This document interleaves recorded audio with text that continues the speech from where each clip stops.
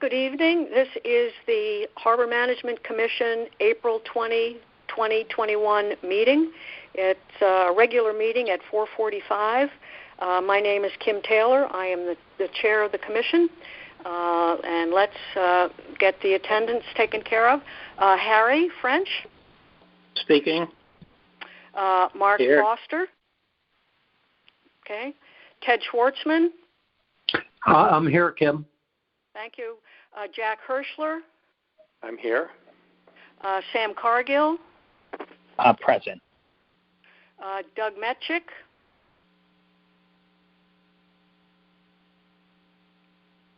I heard Doug a minute ago. Eric Sunman.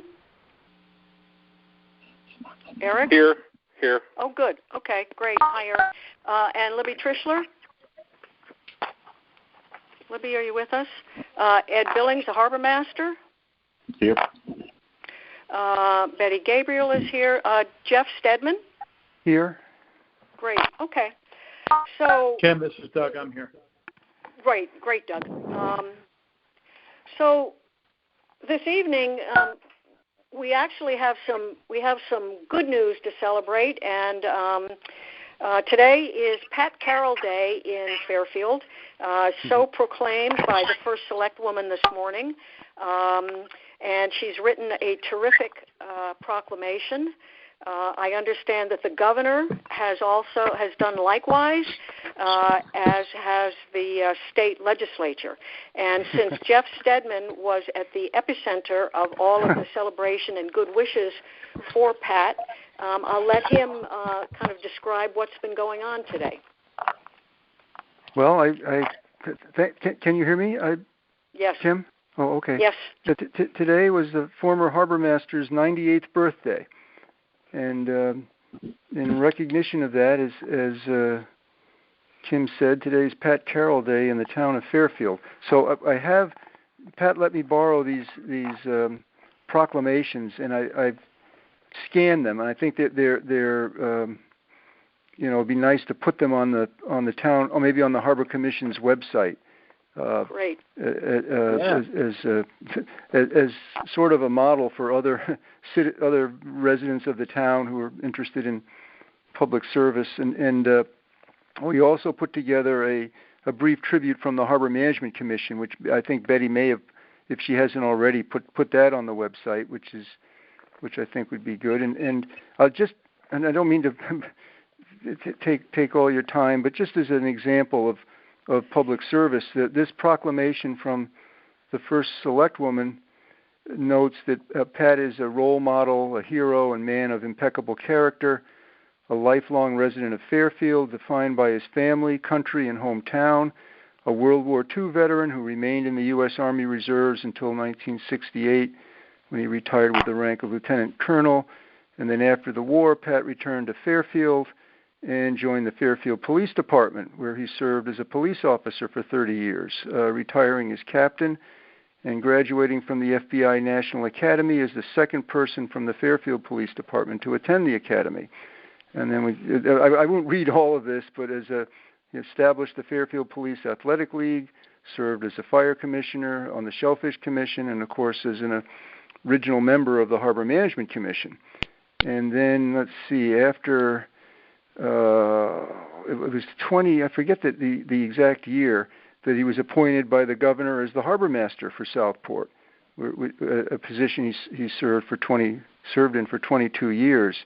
So it's often joked that the experience in World War II and on the police department sort of helped prepare him to be the harbor master of Southport, and what he learned he could apply. But and then Pat was also chief of the Fairfield Hook and Ladder Company, a number of too many accomplishments to really say them all today.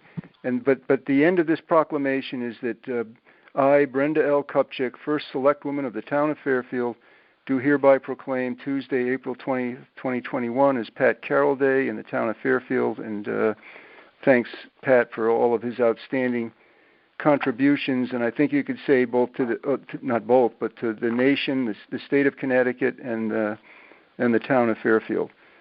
So I think that the 98th birthday is a deserving tribute to someone who had much to do with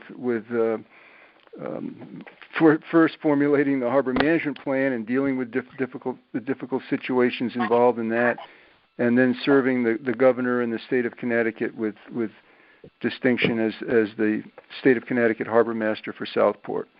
So thank you for the opportunity to read these statements, and as I said, with Betty's help, we can post these on the town website.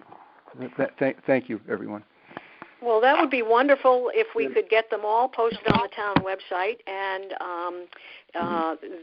certainly the proclamation from the first select woman is wonderful, and Pat has been clearly a major influence in the life of the town of Fairfield. And Pat, if you're listening, happy birthday. And from all of us, and congratulations on all the acknowledgments that you have deservedly received. So, with that, Here. Let's hear. Good. Here. Absolutely. Well said, both you, Kim, and Jeff. And I firmly believe that Pat is listening. So, yeah, very warm thanks from all of us, and happy birthday, and many more.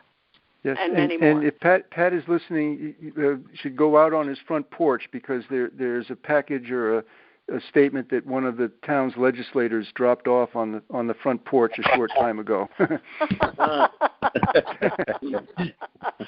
What fun. I hope it's been a great birthday, Pat. Wonderful. So moving from that tribute and that fun, let's get down to business. We have the minutes from the March 16th meeting that need to be approved. If those who were at the meeting could have taken a look at them, I would entertain a motion to approve them.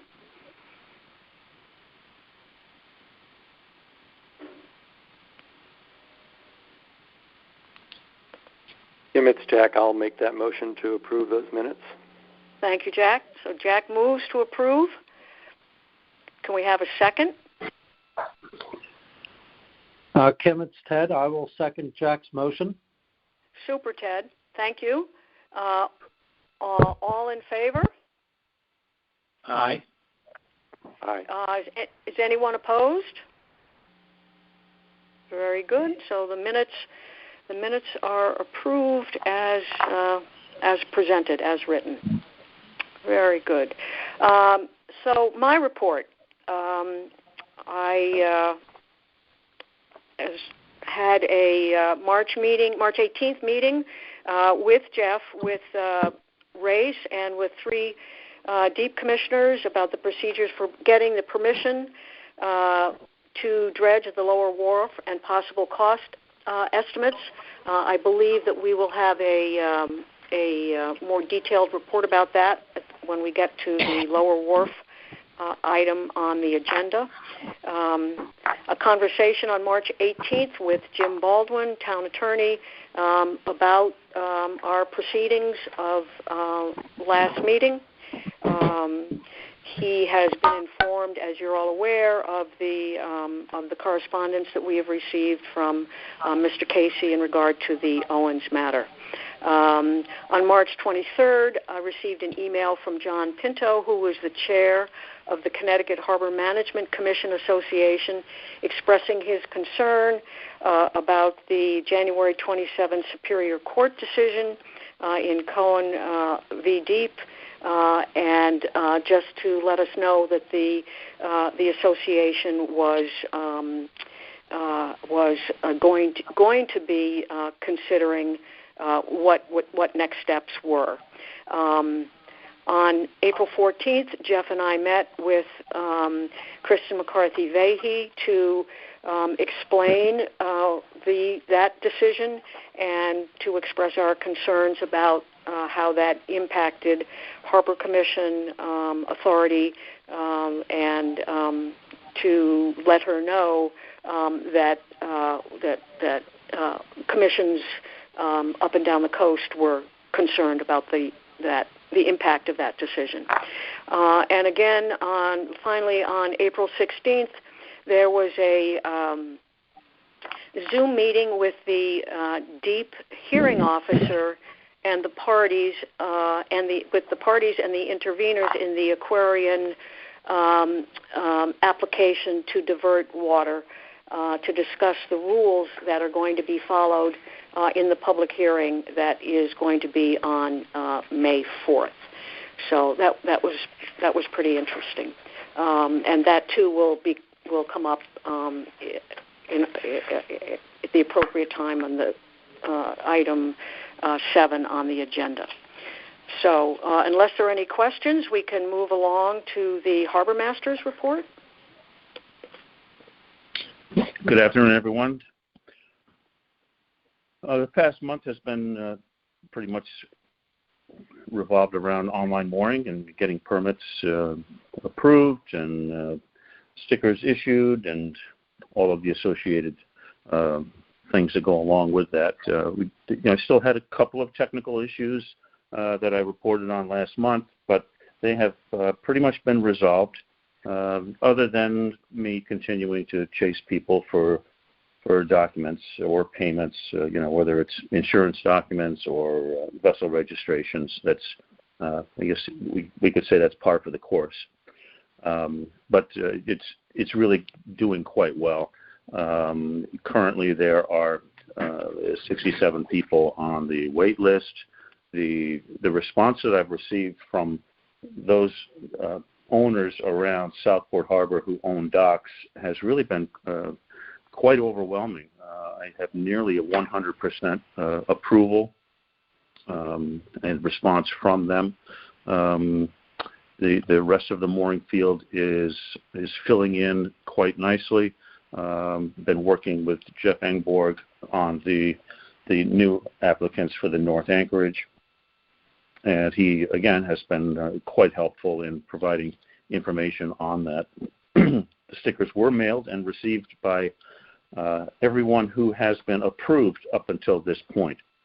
Those people who are still lacking, whether it's insurance documents or vessel registration, until I get those, I unfortunately cannot send out the 2021 sticker.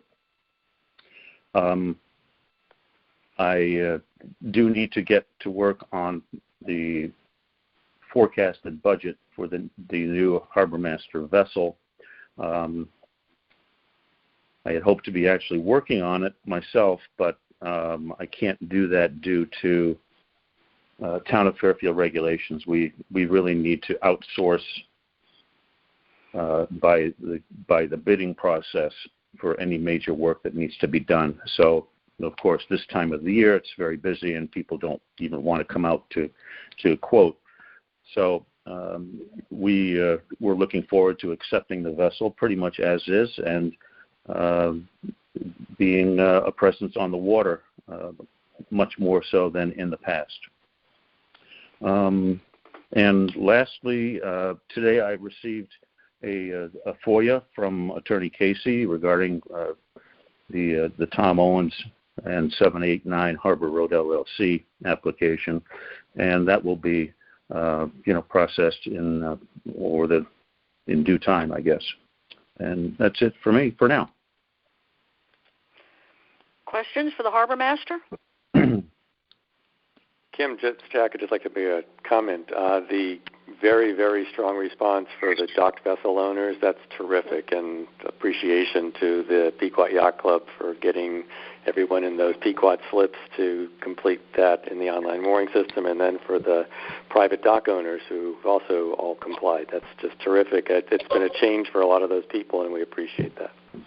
Absolutely. Yes, thank you. Well, it's really, if I might just add to that, I mean, it's really the online mooring system has made us, particularly me, because, much more focused on things that weren't necessarily looked at prior to. So it makes it easier as well for accounting purposes, and just knowing that everyone is properly insured and registered, and creates a much safer environment. So so hopefully by the time the season gets started, Ed, that means that you will have documentation for every boat in the harbor? That's extremely optimistic, but ideally, yes. We aim for 100% participation, and hopefully this year, essentially year 2 of online mooring, we can reach that. Great, that's excellent. Any questions for the harbor master? Ed, do you want to just mention what the FOIA request was looking for? I really didn't open it up until late this afternoon.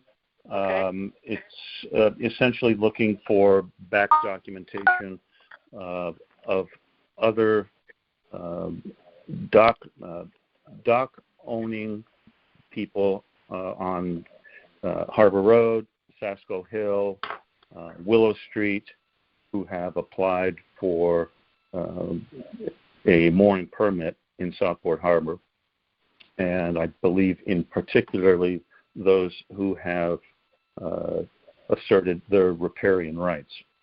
Okay. This year, for example, and last year as well, all people whose homes are owned by an LLC. Well, maybe I should back up. All people who have applied either on the wait list or under their regular permit for their boat. If the boat is owned by an LLC or the home is owned by an LLC, we have requested documentation proving ownership of either the home or the boat. Okay. And I sent out, that request last year and this year, and had tremendous response last year, and have had excellent response this year for homeowners, with one exception. Okay.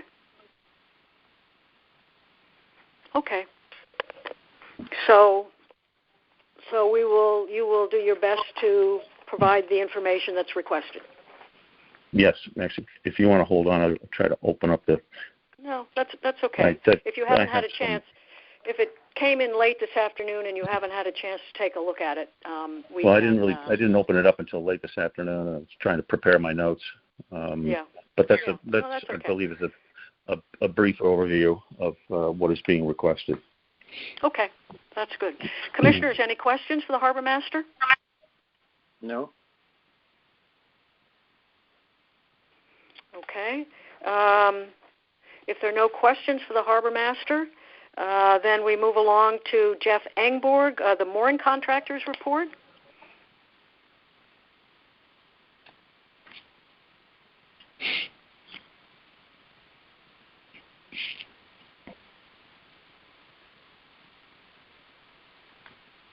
Kim, does he have instructions to unmute?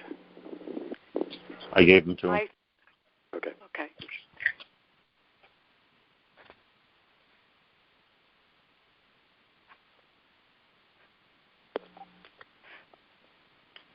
As I recall, last time he reported to us that there was some trouble. Jeff?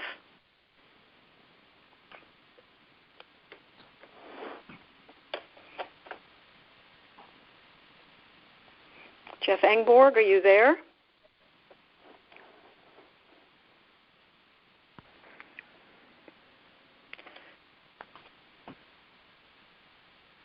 It's Jeff Stedman, Kim. Yes, Jeff. I can try to call him. Maybe. I just gave him the code, and he indicated that you have to unmute him for some reason. Oh.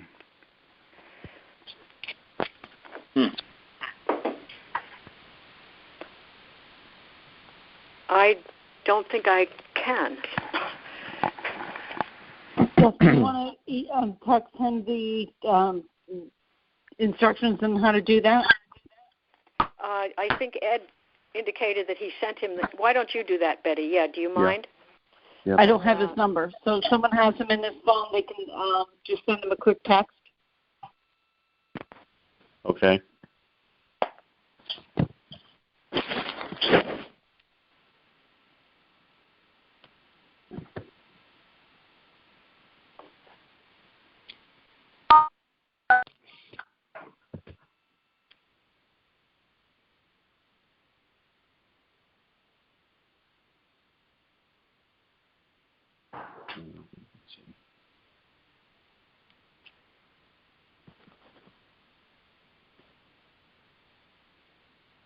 Hey.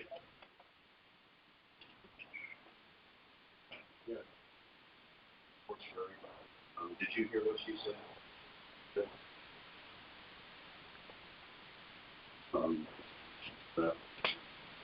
Hold on one second. Yeah, she has to unmute everyone. How to do? Yeah. Well, hold on. They don't. They don't have their. Wait a second. Wait. I'm putting you on. I hear him. I hear him. Okay, I got one phone going to another here. Okay. So now you guys hear me? I can hear you, Jeff. I can hear you, Jeff. Okay, I think you're hearing me through Ed's phone, but that's good. Good evening, everybody. Sorry for the confusion. Star 6 doesn't work on my phone for the second time. Happy Pat Carroll Day to everybody. What a great thing that is. Yes. I'm happy to report that the moorings are about 95% complete and ready for boats to come. It's gone very smoothly. The weather's been very cooperative. I've been talking with Ed off and on through the whole summer, and Ed and I had a plan to beef up some of the moorings in the area that drifted, that are by the golf course mid-wall section that had drifted into the channel. So we're hoping that a couple extra mushrooms here and a bigger one will cause that entire string to stay on station should we get a 70-mile-an-hour wind situation again. The wind loading is not the ground holding power is different. The dynamic has changed with sand buildup, and it's an interesting dynamic. I've been here 17 years, and I noticed that the sand is like a sandwich. So when we put our little range pole, our 20-foot range pole in the ground to mark where we're going to put a mooring, we actually feel it go through a layer of sand on top, then old mud, and then sand again, and then another layer of old mud. It's a bizarre situation, and I think that contributed to the moorings last year moving. So hopefully we got that solved. In the South Anchorage, where the sailboats are, we had a helix mooring actually pull out, which is the first I've ever seen that, and I've been here for 2 hurricanes. So that we're still dealing with. We think there's ledge in that area, so I'll be talking to Ed. We might suggest putting 2 mushroom anchors there. Again, just to refresh you guys, there in the the South Anchorage, there are a mixture of helix anchors and mushroom anchors due to the ledge configuration there. So that would be the sort of the final mooring that we have to set there, but the other moorings are going into place nicely. I do believe that that solution we did for the mid-wall will make it much stronger. If it doesn't, we can revisit and go to a double mooring for everything configuration there. We'd rather not. We don't have to, though. The first fishing boats are in the harbor now. There's one at the Perry Green mooring, and there's one at the South String. So right after the 15th, some of the fishermen came in already, which is good to see some activity in the harbor. Today, the guest moorings were rigged, so if we get any transients, we can have them there. The Yacht Club's fuel dock is scheduled to open for its regular hours on May 1st as per our North Anchorage permit, and the head pump-out facility will be also open on May 1st.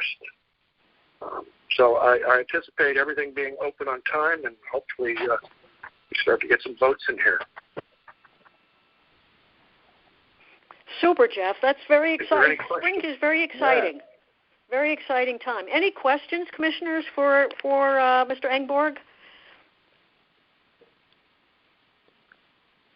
I think he's done a great job in getting everything ready and being right on time, if not early. Again, great job, Jeff. Especially on Pat Carroll Day. Especially on Pat Carroll Day. Yeah. Yes. So, Jeff, thank you so much for taking the time to update us this evening. Thank you very much, and I would also like to extend an invitation to any commission member that may have questions. Please feel free to call me at any time, and I can bring you up to speed or answer the questions, hopefully. Super. That's very generous. Thank you. Thank you very much. Really, really appreciate it. Thank you. Okay. And hopefully next time we ask you to report, we can figure out the unmuting ahead of time so that it's not so. That's pretty stressful not to be able to get on when people are waiting for you. So, well, that's great. Moving along to old business, the Lower Wharf project. Jeff? Hi. I was hoping to have a proposal that we would have a proposal from Mr. Sternberg with the costs for the preparing the new permit application. We've been talking with him, and I know he's been communicating with DEEP and the Corps of Engineers about the information that has to be in the new permit, which we know that we have to apply for if we're going to do any of this work. And so the permit that expired and can't be renewed had several different work elements that were approved in it. In addition to the dredging project between the launching ramp and the lower wharf, there's also the placement of the last piece of the boat launching ramp and the repositioning of the last piece that's in place now. There's also the replacement of the fishing pier at the lower wharf, and that's three elements. The fourth element is working to fix as necessary. Actually, Steve has just submitted an email. I see. The fourth element is working to fix the wall itself as necessary, which goes back to the 1700s, I guess. And then the one element that's in the permit now, but which the commission had decided not to pursue some years ago, is the community sailing dock, which would be attached to the lower wharf on the north side. And that dock is something specifically allowed in the property deed, but the commission decided not to pursue it because when we investigated what would be involved in driving the pilings, it was found that there's ledge there, and that would increase the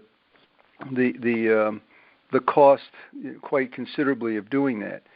So again, to bring this up for your discussion now, but the way that we've talked about this with Race is that would not be included in the renewal or the application for a new permit. I also talked with Mr. Hurley, the town engineer, today, since this permit is of course affecting the town for work at the town boatyard, whether there is any work that the town would wish to obtain permits for at the town boatyard, yacht yard itself, and that perhaps they could contribute to the cost of the new permit application. So Mr. Hurley said he would check on that and see if there's any improvements that are necessary at the town boatyard, and then we'd have to make a decision whether it would be appropriate to include those improvements into one overall permit application or keep that separate. And then, of course, we have the issue of we're continuing to spend money, and we have to spend money to get this renewed permit, and get to a point where we have no money left in the grant I don't know how much is left now to actually do the work. and whether we would need to rethink about the spending the money that is available and say focus not on the dredging but on maybe fixing the elevated pier. But those are all part of the complicated project that we're involved with here at the lower wharf. But so even if we had received this, see Steve had sent some stuff today, it wasn't posted on the agenda for any sort of action on allocating funds, so the Commission wouldn't be able to do that. But we also have to do another A2 survey of the shoreline, which is required for a new permit. And one thing that I think we do not have to do. Well, we don't have to, we're not planning on doing another depth survey. We have one more recently that we've done for that we can use, and I don't believe we're going to need to do an analysis of the shellfish resources because we did that. But the cost for these sorts of applications are substantial, and so I think we'll get this estimated fees from Steve, and then we'll have to have it on the agenda to decide whether the Commission wishes to proceed with this. And then once we get this permit too, we still are in the same situation as needing to have another dredge project somewhere in Long Island Sound that can serve as the cap for our project. So it's a difficult one. So right now, Jeff, we have no permit to do any of the work. No. Any of the that was identified in the permit in 2001. We have that permit. That permit was extended or renewed, or whatever the term is, for several years at our request. And the reasoning was that we had the funds to do the dredging work, but we had no other dredging project to serve as the cap. Right. And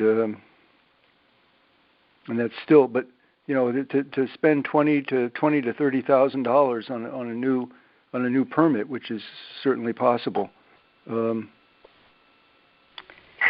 is something, and we have to check. We have to see how much funds, how many funds are left from the Port Authority, the grant from the Connecticut Port Authority. Now, the Connecticut Port Authority, actually, the Bond Commission last Friday approved several projects for funding through the Port Authority. And we did not have a request in for additional funds, but that at least gives us some hope that there may be additional funds available in the future for the next round of this small harbor projects from the Connecticut Port Authority. Turn the music off. No, it's okay. Jeff, this is Harry French. Is there any chance that they might allow the work to be done without cap material? Well, we talked about this, Harry. Our hope was that that would be the case, and that's why we I keep saying I help that the Commission authorized funds to do an additional sediment analysis a few years ago, and our hope was, and that was at the suggestion of the Corps of Engineers, that maybe given the current requirements for disposal, if we tested it again, that maybe we would be able to use the Western Long Island Sound site, which doesn't require cap. So we've spent the money for those additional tests, and we asked for an informal evaluation. And what we learned was that the results of the tests were not as good as they were when we did them originally some years ago. So that the idea of being able to do it without cap in Western Long Island Sound was not something that the Corps of Engineers would agree to. And now that we're applying for the renewal of the whole permit, the Corps of Engineers guidelines are such as we've got to do even additional tests. Yeah. So there's a substantial amount of funds that would have to be allocated towards this sampling and testing. And so it is a reasonable question. When we look at the proposed scope of services, and the amount of money that's left in the budget from the grant from the Port Authority, does the Commission want to go forward with the dredging aspects of this, or might we want to do something see if we could redirect the money maybe to fixing the elevated pier at the lower wharf? I don't know. I just say it's just complex, and it's not something that reflects any mistakes or lack of success in anything on our parts. It's just the way it is. No, it's certainly to no fault of ours. No. Now, Bill Hurley, the town engineer, also said that he would keep his eyes and his ears open for any other sources of funds through grant programs that may be able to supplement what we already have. And maybe if there is another round of the next round of these small harbor improvement grants, we could apply for additional funds from the Port Authority. But we can't do anything without the permit. That's the Right. Yeah. We can't do anything without the permit. Well, since we between can't, a rock and a hard place. right? Since we can't do any of the dredging without cap material, and it appears that there's no projects that are going to in view that are going to provide that kind of that material. Does it make sense, I wonder, to proceed with some of these other projects, getting the permit to do some of the other projects, and not including the dredging? Well, that's raised for discussion purposes, and right. Then we would have to see if we could repurpose or redirect. This lower wharf project was presented as one project with several components, right. and the grant from the Connecticut Port Authority, which was essentially a check that went to the town, the town fund, or to the town's bank account, right. Which we have. That was for the purpose of dredging. If we were to repurpose that to rebuild I don't know how much that would cost. Right. But then we haven't improved the conditions at the launching ramp. Right. Yeah. And I know someone mentioned that they were there not too long ago and watched someone launch a boat, and the person came back and expressed concern about the end of the ramp and when would that be improved, and that's just hearsay from somebody else, but. Well, but we saw that response in the survey that there were several people who were unhappy with the condition of the boat ramp, especially at low tide. So yes. we know it's a problem.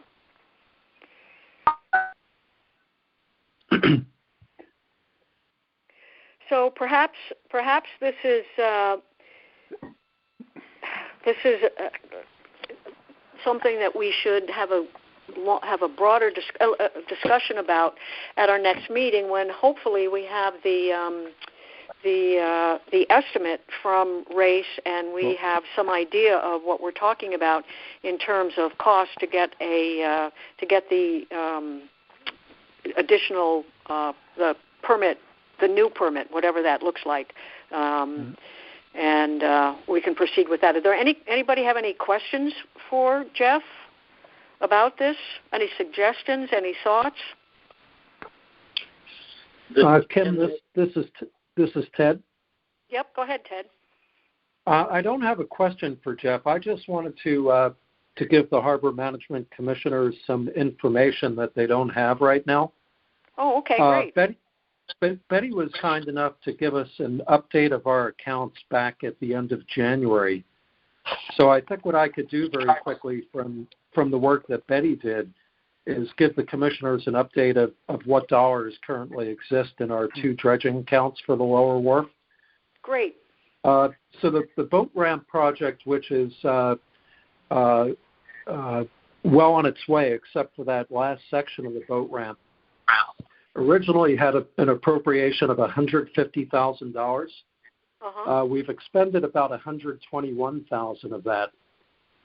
So that leaves about $21,000 in an available budget, and about another $7,000 to $8,000, which actually has two purchase orders to a company called Arrow Concrete, I think, for the last section of the boat ramp. Right. Which appears not likely to be done anytime soon. Right. So anyway, just to summarize that again, there's about $21,000 left in that account available.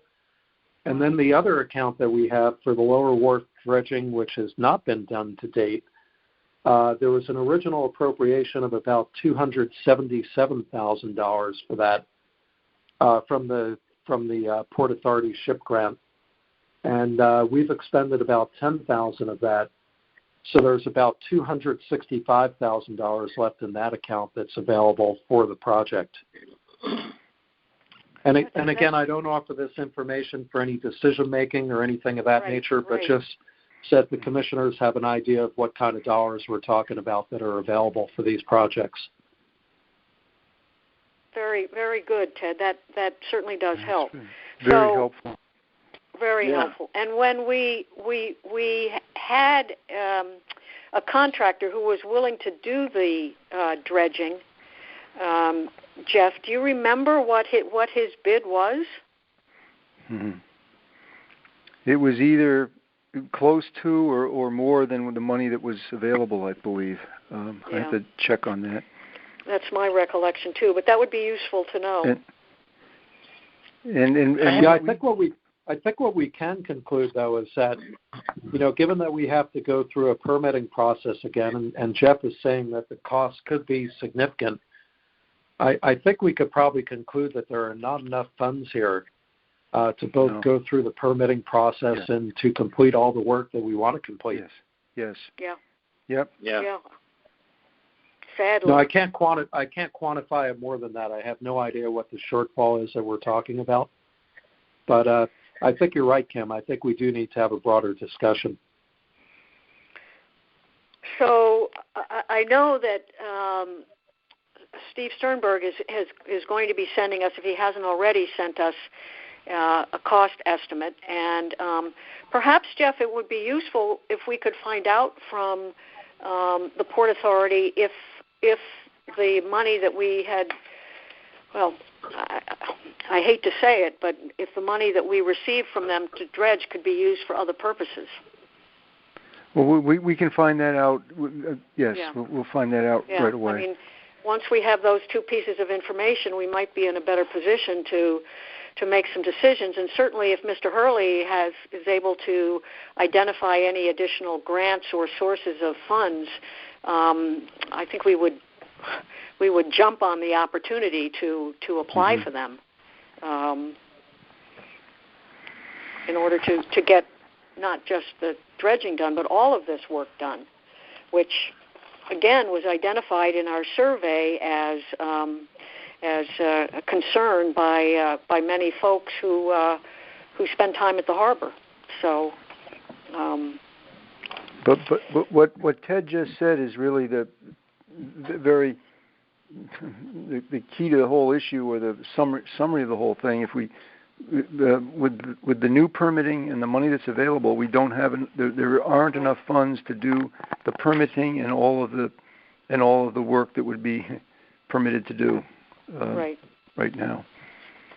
So we might have to choose then between or among the four projects that were originally part of the original permit. And we might even make this a more precise statement. I don't believe that there's enough work to do the permitting and the dredging component of the work. Yeah.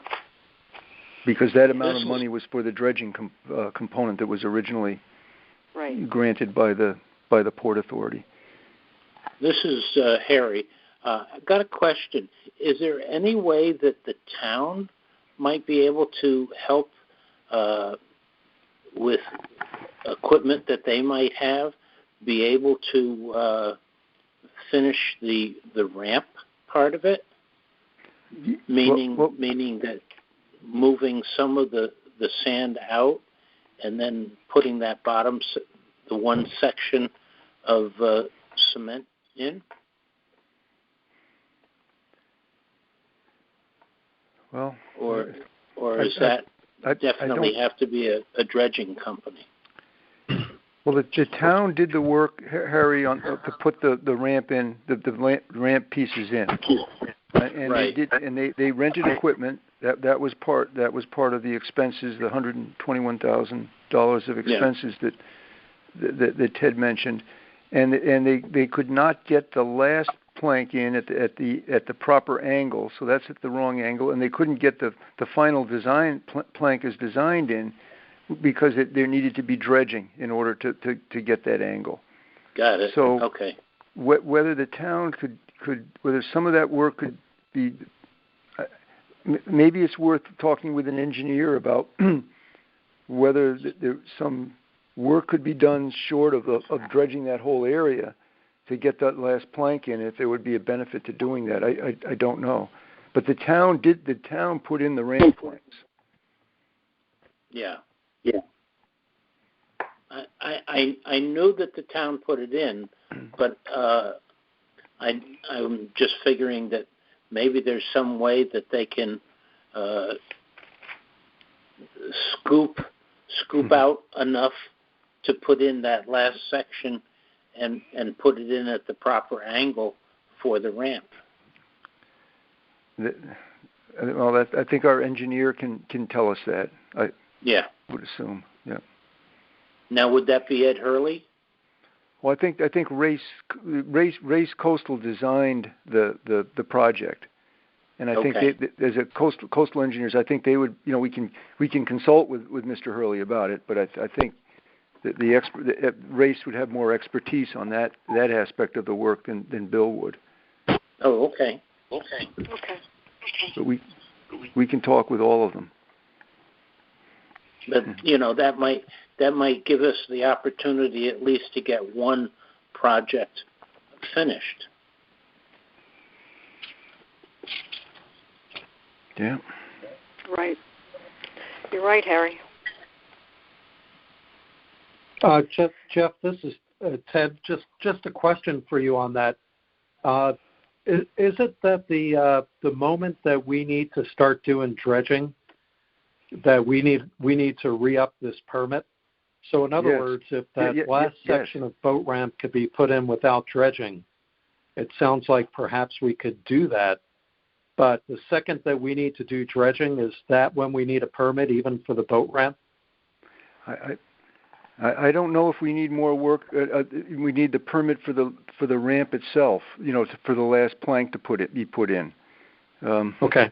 And not without I'll stop. I promise. But some years ago, the town started putting in new planks for the boat ramp before this project that we did, and they didn't have the proper permit, and they were forced to stop, and they had dug out some of the sediment in an effort to get the new planks in, and they were made to stop by the DEEP, and they had to pay or do some sort of compensation for the disturbance of the subtidal area. But we have to talk about it, I guess, and maybe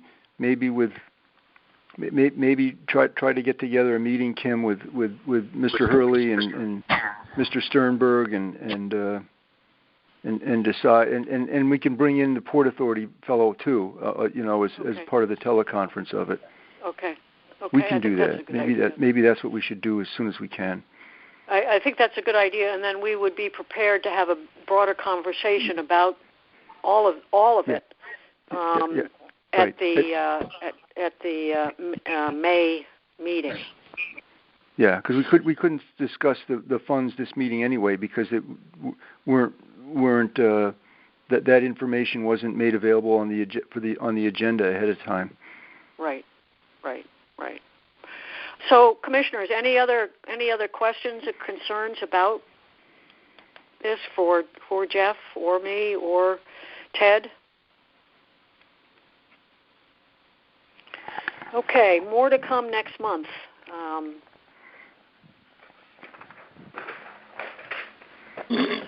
Okay, our sand management project, Jeff and Mark.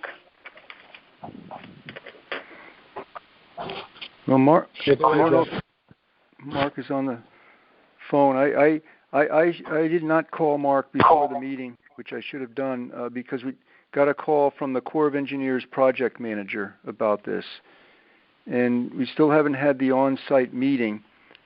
And the reason for that is that the Corps of Engineers decided that they did not want to proceed with an on-site meeting to discuss whether they could do the project, but they would rather have the on-site meeting to present their environmental assessment of the whole project, presuming that they are going to do the project.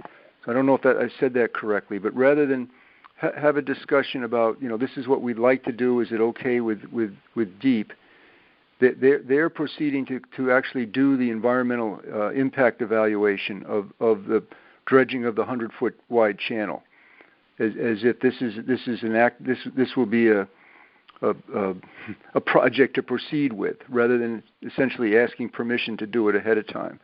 So the project manager said that they are close to having the environmental assessment complete, and at that time that they will request a meeting on the site. And she hoped it would be within a month. I mean, she said that before with the, and they were restricted by the COVID travel restrictions a little bit, but so that looks hopeful. And but I just mentioned to Mark I don't have anything more to report than that, but that we are anticipating an on-site meeting, and it will be to discuss more developed plans than just the concept. So, Jeff, let me ask a dumb question here. Does that mean that the project's been okayed? Well, I don't know I don't know how to say okayed. It's a maintenance dredging project being planned by the Army Corps of Engineers, and right. So it's okay that they will then have to submit the necessary documents to get the state approval to do it, and as part of a federal project, they have to do either an environmental impact statement or what's called an environmental assessment, which is less detailed than an environmental impact statement. And so they're doing the environmental assessment, and they're preparing the essentially the application to submit to DEEP for the sign off on it. Now, and as far as seeking money goes and where money may come from, that's another story to do the actual construction work. But we can't proceed to look for that until we have an approved project. So we don't have to worry about the cost of getting the permit. That's on the No. That's borne by the Army Corps of Engineers. Yes, they have money in their budget for that, for the planning and permitting, planning and engineering. So we just have to worry about paying for the whole for the rest of the operation. Yes. And do we have any idea? I mean, while we're being glum about our funds, do we have any idea? Well, what might cost? Well, no, not what it might cost. I think we will have that shortly with the Corps of Engineers. And whether there's going to be any sort of local cost share having to do because of the need to mitigate the impacts on the plants. That's another thing. But we'll have an estimate of project costs soon. Okay. A dumb question. Can any of that sand be used as cap material? And again, Harry, sorry to sound like a know-it-all, but we've talked about this, but the answer is no, because the sand, they don't consider the dredge material, that's used for cap material to be a beneficial use. The beneficial use would be for beach nourishment or habitat enhancement. So in our instance here, the benefit that since it's sand that's not contaminated, it needs, according to the DEP requirements, it has to be put to a beneficial use, and that doesn't include capping. So our solution is to place it offshore, not too far, over a muddy bottom at the suggestion of the Bureau of Aquaculture to improve the potential oyster habitat of the bottom a bit offshore. So that's our beneficial use, but using it as cap is not. Okay. And plus, Commissioners, other questions? Mark? Yeah, I'm talking. No, I don't have any questions. Okay.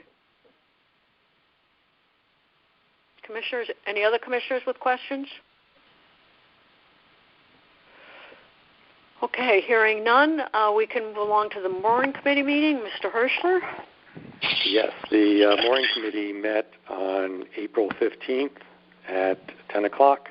Attending were Kim Taylor and Jeff Stedman, Ed Billings, and me.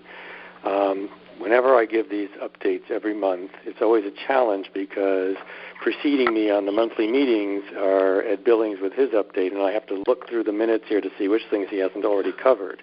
Tonight it's more complicated because Jeff Engborg also reported at the mooring committee meeting by a written submission and then presented tonight. So I'm looking at both what they've said, both have said it tonight already, and looking for things that weren't covered. So at the mooring committee meeting, Ed Billings has already told you everything tonight that he reported at that meeting a week ago. Jeff Engborg reported several of the things tonight that he reported to us a week ago in his written report, but I found a couple of things he did not report tonight. I'll report those to you tonight.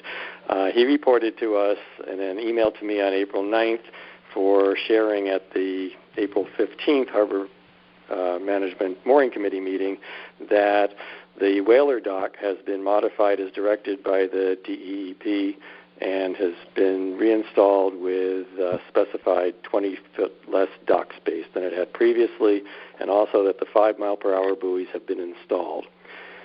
He noted also that the North Anchorage recently had a scheduled survey, which they do every 10 years, and the results of sediment accretion in the North Anchorage is still TBD, pending the receipt of a report from RACE. And then finally, with respect to the Boston Whaler that the club is generously donating to be a Harbor Master Patrol vessel, he reported that that boat is currently being used to support high school sailing, and that season ends in early May.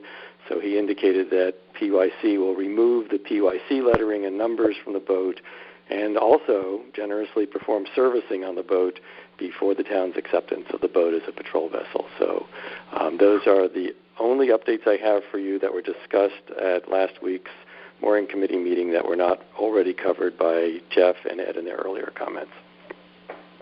Super, Jack. Thank you. Didn't mean to steal your thunder by having these other people ahead of you on the agenda. Any questions for Jack? Well, I will say thank you again to Pequot Yacht Club for not only for donating the boat, but for doing some service on it before it comes into our possession. So that's really great, especially given all that is the difficulties and the time constraints that Ed outlined in his report. So that's we're very grateful for that. Very appreciative. Thank you. Harbor Management Plan update. We met and basically took a look at edits to the couple of chapters of the plan, the vision and goals, and strategies, as well as the policies. And much of what we took a look at was to eliminate sections of the plan that talked about establishing certain policies or procedures or practices that in fact have already been established. So they obviously are no longer necessary. There was some new language that was not in vogue in 1995, such as sustainability and resilience, that we thought was appropriate and important to add to sections of the plan, as well as references to the Mill River and the Mill River watershed system. And also, Jeff referred us to an agreement an agreement in which we, the Commission, agreed to indicate and make reference to shellfishing as part of the goals and strategies and policies and those references were not included in the old plan. Basically, what we plan to do is go ahead and take a look at another chapter at our next meeting and continue to revise the language of the plan. I will say that there was very little, except for those the changes that I outlined in terms of the meat of the plan. We're making no attempt to change in any substantial way what was originally put together in 1995 and approved by DEEP and the RTM, and that is what we have been operating under and prior commissions have been operating under since 1995. So we will continue our work and hopefully be in a position to have a new plan by year end or early in 2022. So any questions?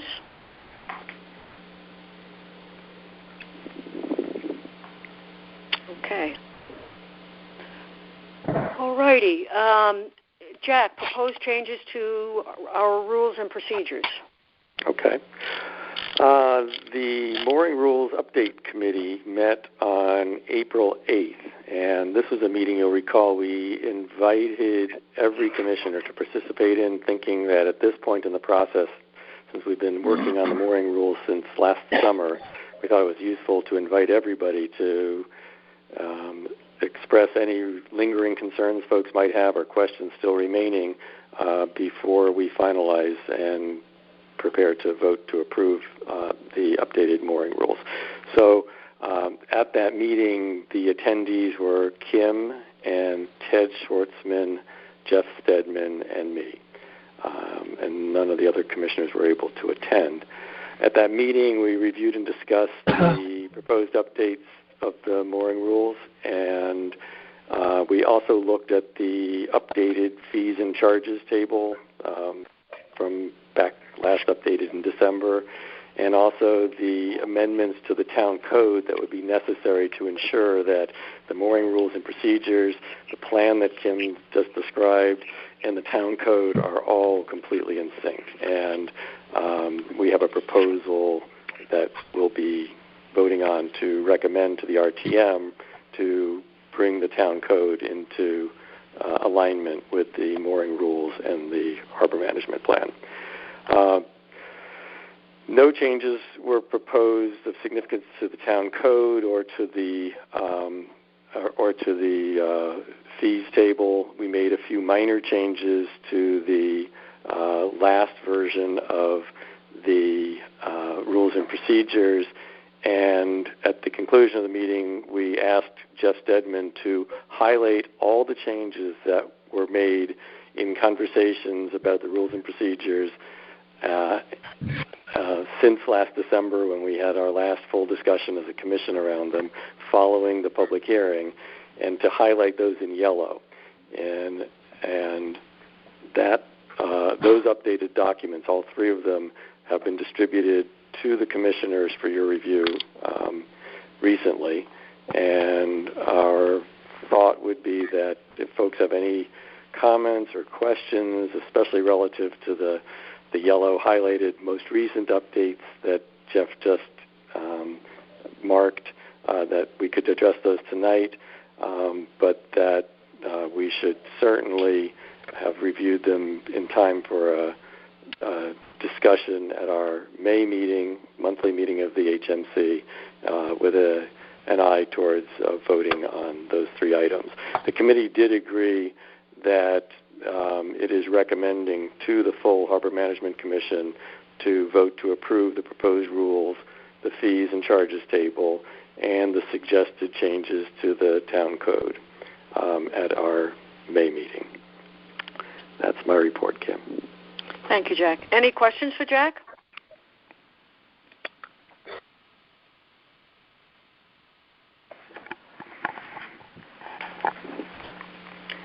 So, Commissioners, I have been in touch with the town attorney on a variety of matters over the course of the last couple of weeks, and one of the things that he has said to me is that, and I know people are concerned about the rule that applies to riparian littoral rights,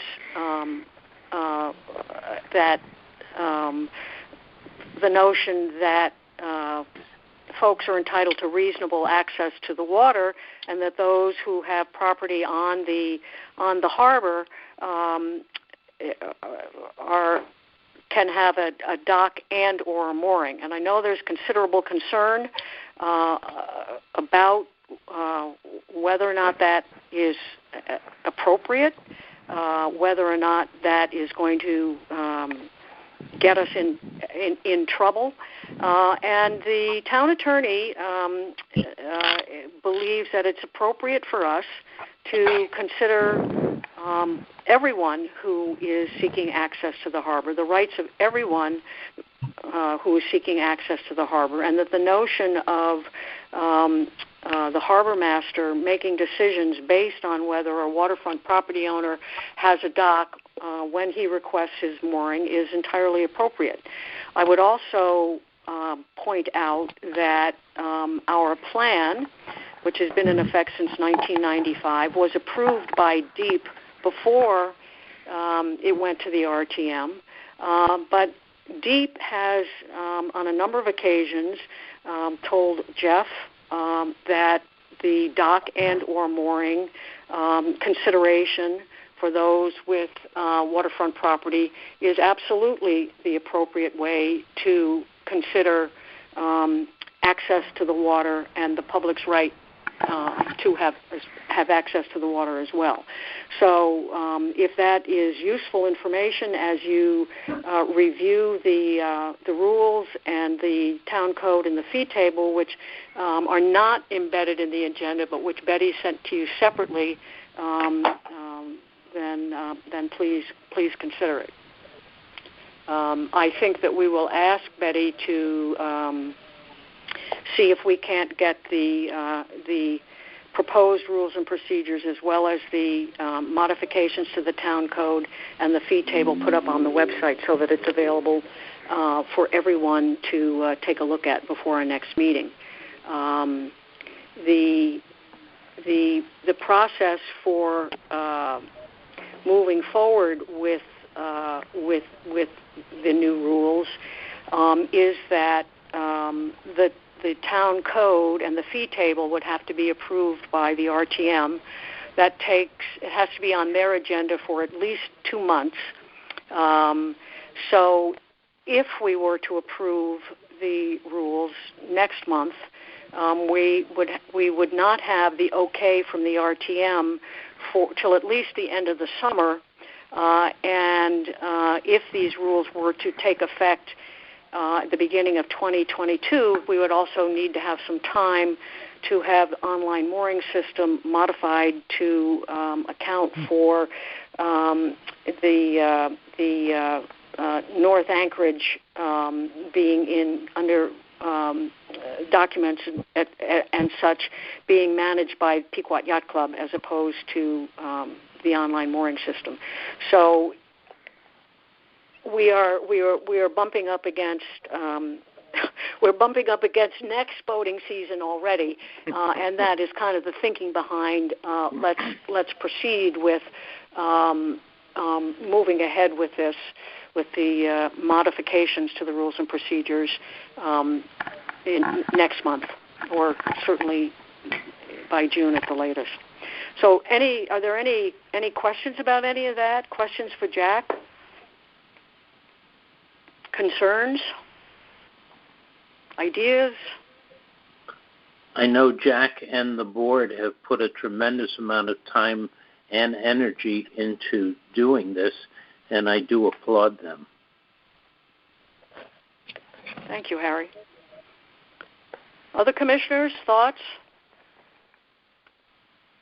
Suggestions?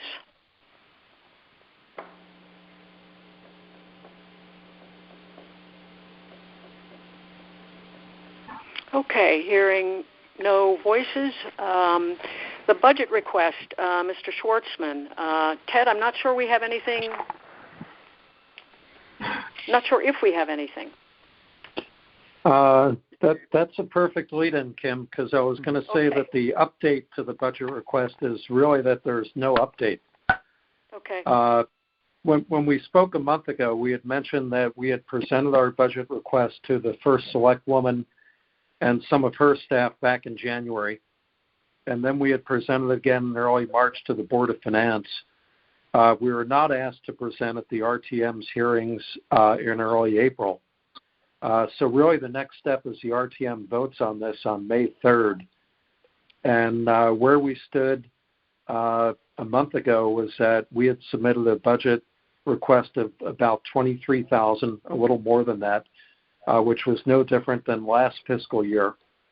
And to the best of my knowledge, no change was made by either the first select woman and the select people of the town of Fairfield, or the Board of Finance. So I believe that when the budget is voted on, it would be the budget request that we had submitted previously. But I think we'll know exactly what our budget is when we talk again in a month. Great. Okay.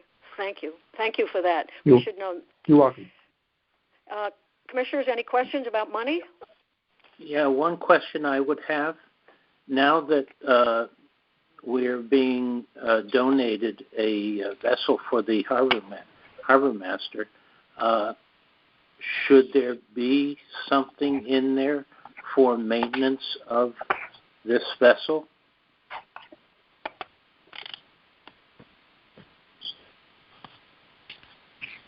Kim, do you want to address that, or should I? Why don't you go ahead, Ted? Okay. Harry, I think the answer is yes. But since we really don't know what our either initial or annual maintenance budget will be, it's hard to build anything like that in at this point.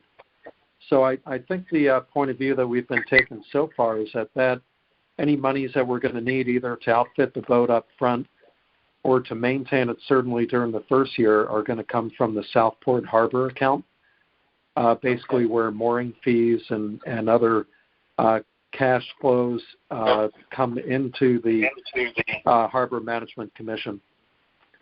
And the rationale for that is that boat not only benefits the harbor master in doing the work that he needs to do, but also really benefits everyone that uses the harbor by providing the safer environment and allowing the harbor master to do the work that he needs to do more efficiently and better.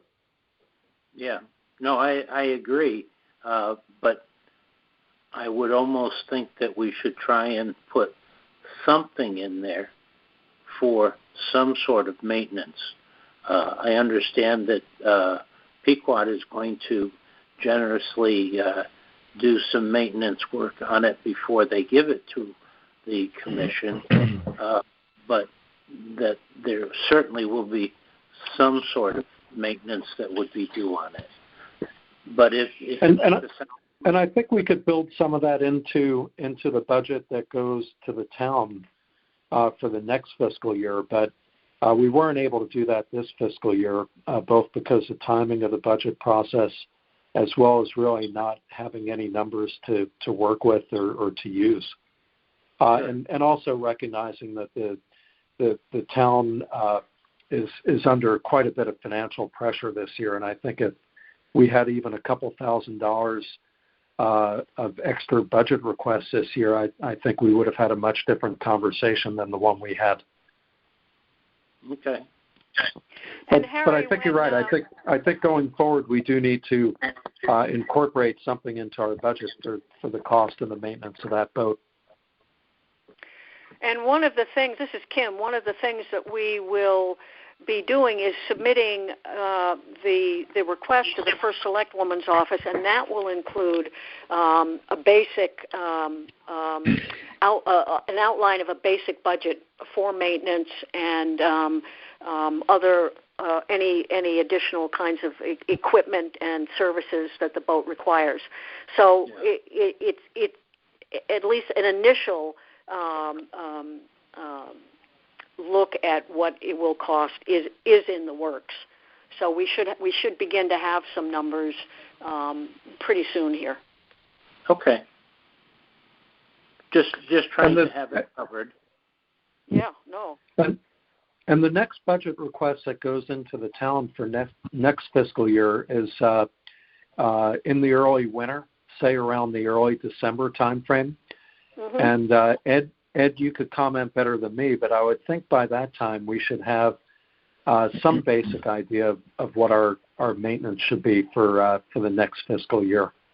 And again, we could build some of that into that budget. Yes, most definitely. I do have some preliminary numbers. I just have to put them into a document and forward them over to Kim and get the process rolling. So you're right, Ted. We will have, from the sound of it, next year's request will be different than this year's request, both in terms of amounts and even items that we are requesting money for. Mm-hmm. Any other questions, concerns? Okay, on to item number 7, Connecticut Deep Information Session in connection with the Aquarian's application to divert water from the Mill River and Hemlock Reservoir. Jeff? Yeah, I guess I'll talk some more too. I hope people aren't getting tired of listening to me talk, but this is very interesting in my opinion. And Kim, I think you did also the forum that State Representative Tony Huang convened on this matter, which included some interested different representatives of different groups with interest, the Mill River Wetland Committee and Trout Unlimited and some other people with expertise on water resources management and water supply.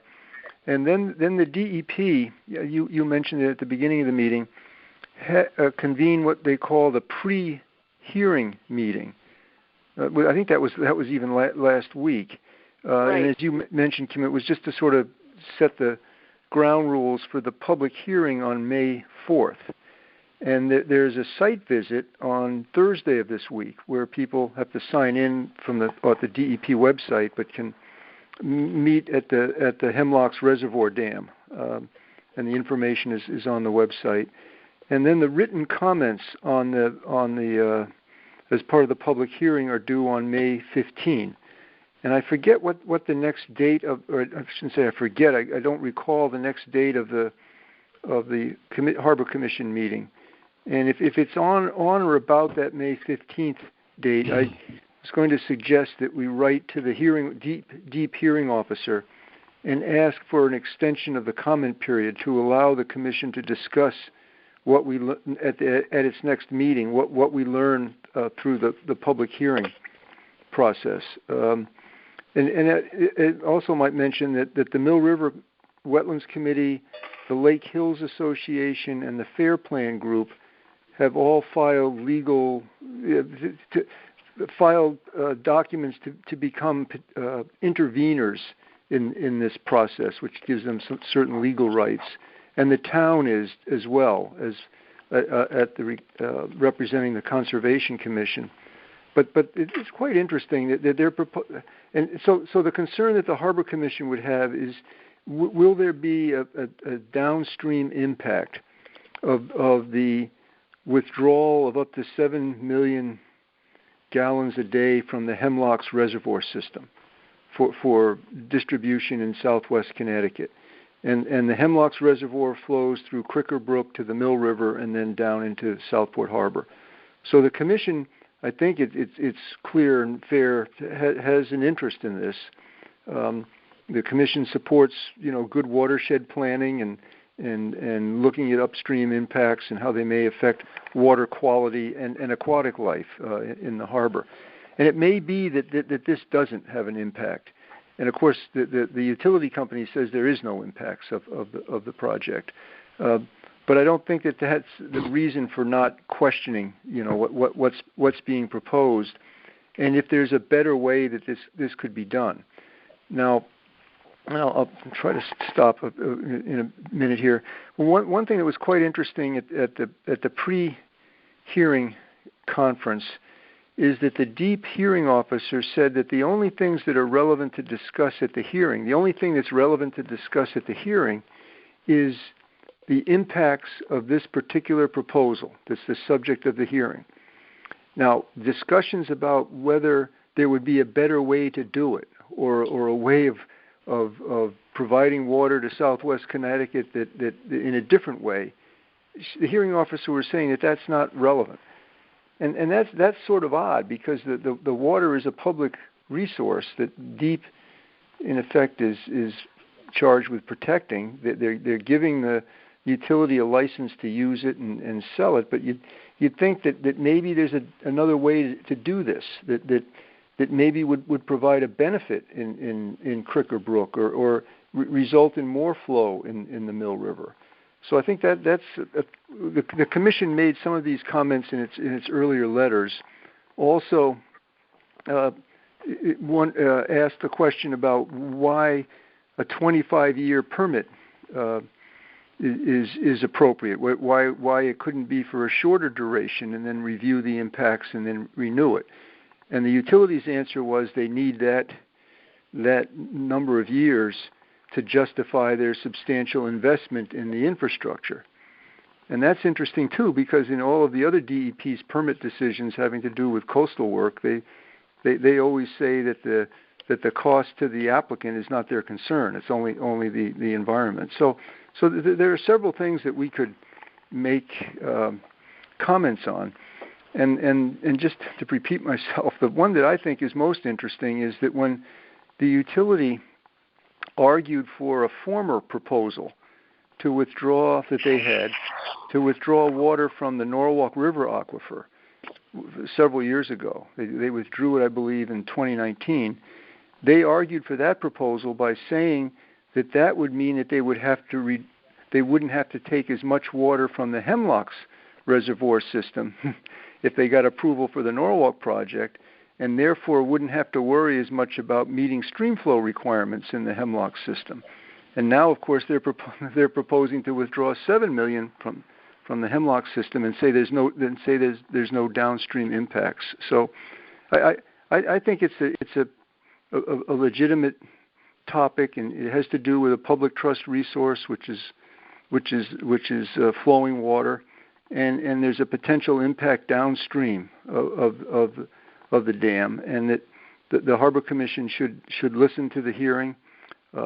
We can make some comments similar to what we said in the earlier letters, and ask for an extension of the comment period to allow the Commission to discuss it at its next meeting, and then provide a formal letter, a final letter with recommendations having to do with this. So I'll stop talking, but that's it's quite interesting in my opinion. Commissioners, I forwarded to you the YouTube link that had the meeting that was chaired by Senator Huang. I found it most interesting. It did take about a little more than an hour, but what the folks had to say was certainly eye-opening for me, and makes me believe that this is an important issue for the Commission to spend some of its time and energy on. Jeff, our next meeting is May 18th, So it would be after the deadline for public comments. So I think it's fair. I think it's fair if the commission would consider agreeing to this, that we write a letter to the hearing officer and explain reiterate the commission's interest and ask for an extension of the comment period to the 19th or the 20th. A few days after the commission's regular meeting, to allow the commission to discuss the results of the comments at the public hearing and formulate a formal set of comments. And there's precedent for doing this in other towns with harbor commissions. In this instance, the utility will probably say it's not relevant because there is no downstream impact. But I think my suggestion is that the commission consider agreeing that, at this meeting today to write that letter requesting an extension of the comment period. Commissioners, what about it? I would highly recommend it. Okay. I agree. It's Jack. Harry recommends and Jack agrees. Is that? I agree as well. As our motion. Sam agrees. Other commissioners, what are your thoughts? Mark has no exceptions. I'm sorry, Mark? Yeah, I have no exceptions to the suggestion. Okay.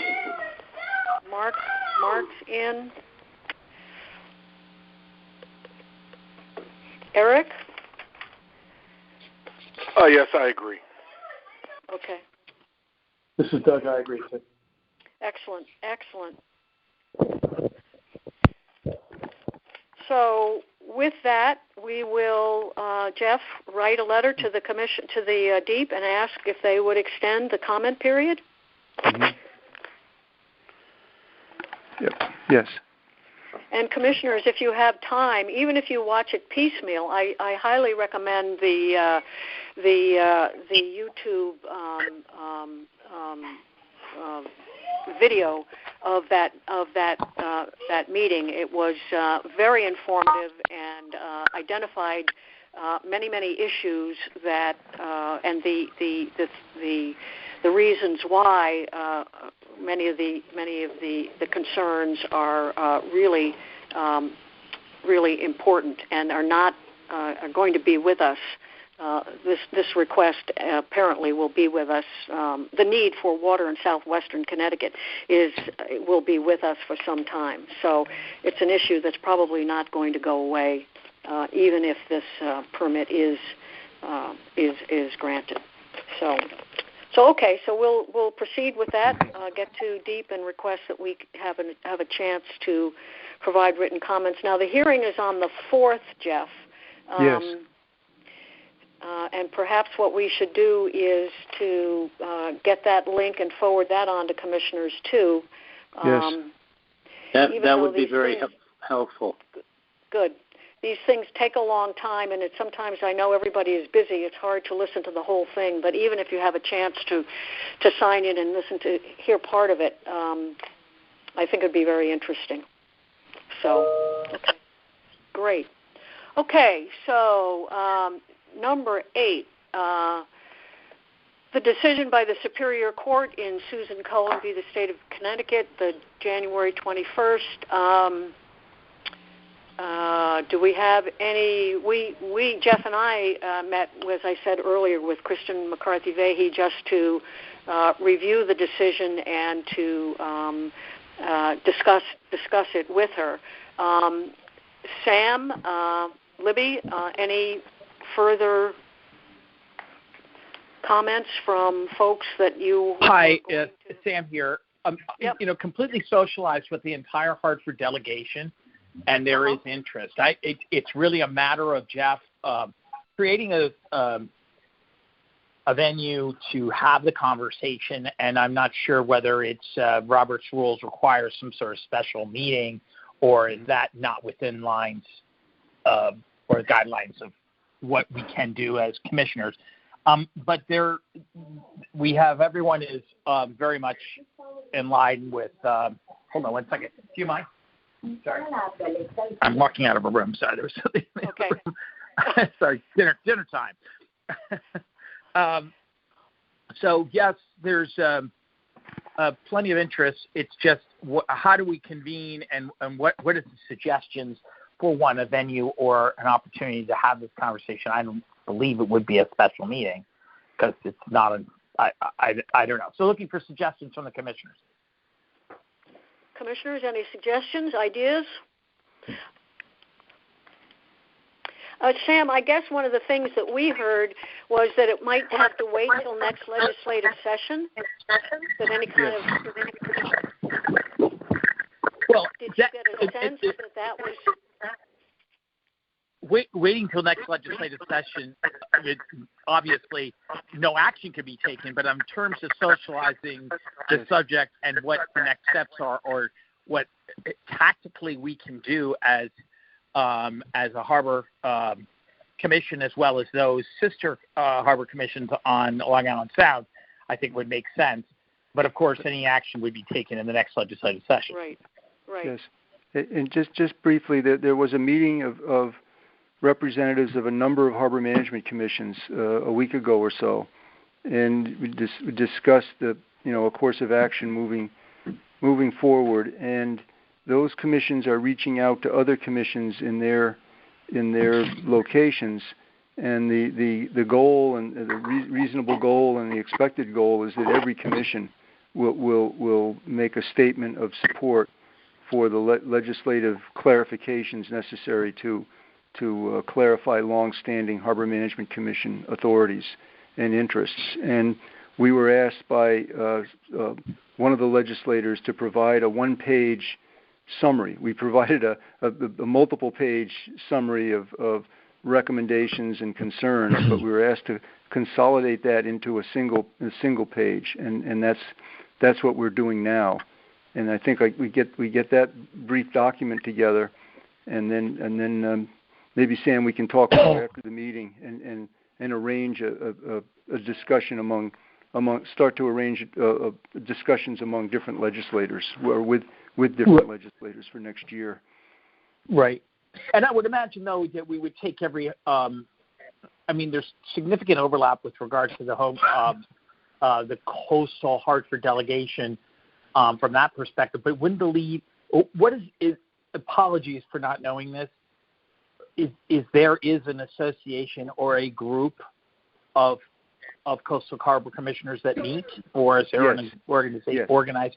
Yes. Okay. Well, that to me would take the lead over anything that we would do.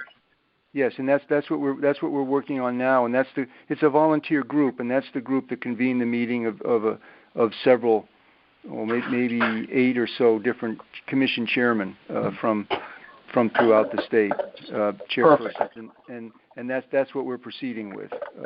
That would make all the sense in the world. So for the knowledge and the gravitas that they have as commissioners running them also. Okay. So I'll stand by until you tell me otherwise, Jeff. What you need me to do, if anything. Laura Devlin obviously has taken a keen interest. Tony, of course. Mm-hmm. Everyone is ready and standing by, but obviously nothing happens till next legislative session. But nothing happens until next legislative session, right. And we don't have a plan. So, well, I think if and I don't know, Jeff, you tell me and Sam, but if this one-page document gets distributed to legislators, I guess the question is, would we distribute it to legislators, or would we distribute it to the association group? The association group, both. It was the legislator who asked for it, and the association group will do that as well, that they can use in going to locally better explaining it. And a number of towns already have approved similar motions to the motion approved by the Fairfield Commission. Do you remember? I don't know if it was last month or the month before. No, I think it was the month before. Yeah. To support and pursue necessary legislative clarifications, and that's a big point too. We're not proposing new authorities or any substantial changes. It's clarifying existing and long-established procedures and policies that DEEP has already agreed to in right. all of the harbor management plans. So and Jeff, I mean, the reality is that the most important thing is to making people available to give testimony. Yes. And to this group, I'll speak for everyone now, is that you would be the most important person to be in a legislative committee meeting to talk about it. Sorry. I agree, Sam. I didn't mean that. agree. Definitely the most knowledgeable. Exactly. And the one with the opportunity to really articulate it for all affected constituents on the coast and the commissions as well. So I keep that in mind, and I'm not volunteering you, but yes, we are volunteering. Well, thank you, Sam. I don't know, just thank you. Well, it's not. It's still Pat Carroll. It's still Pat Carroll Day, not Jeff Stedman Day yet. Yes, but we don't know which Pat Carroll, because Judge Carroll, Pat Carroll's son, read the proclamation and it just says Pat Carroll Day. So that could be Pat Carroll, Judge Carroll, or Pat Carroll, the former harbor master. But we figured it could be, and just Pat Carroll was my substitute teacher in the Fairfield Public Schools at one point, and he worked at the club, Pequot Yacht Club. So he's an old friend, good guy. Yeah, it's good so feeling Sam, I guess the standing by part would be that we will make sure that when that one-page document is ready, that it gets distributed to local legislators, and then I guess the meeting part of it would be whether it's part of our regular meeting or hopefully we would be in person by then. Would we be able to answer questions or answer questions that any of the legislators might have going forward? Of course. And there would be a tremendous amount of interest, especially in the zip codes that are impacted, right, and the amount of taxes that are paid. Yeah. Right. Okay, moving along to the last. Any questions? Any thoughts, concerns, ideas from commissioners about this? Any suggestions?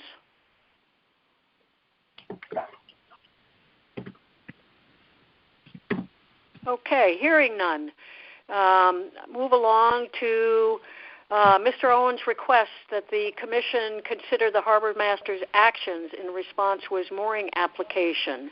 The letter from Robinson and Cole is dated March 5th. We discussed it at great length during our last meeting.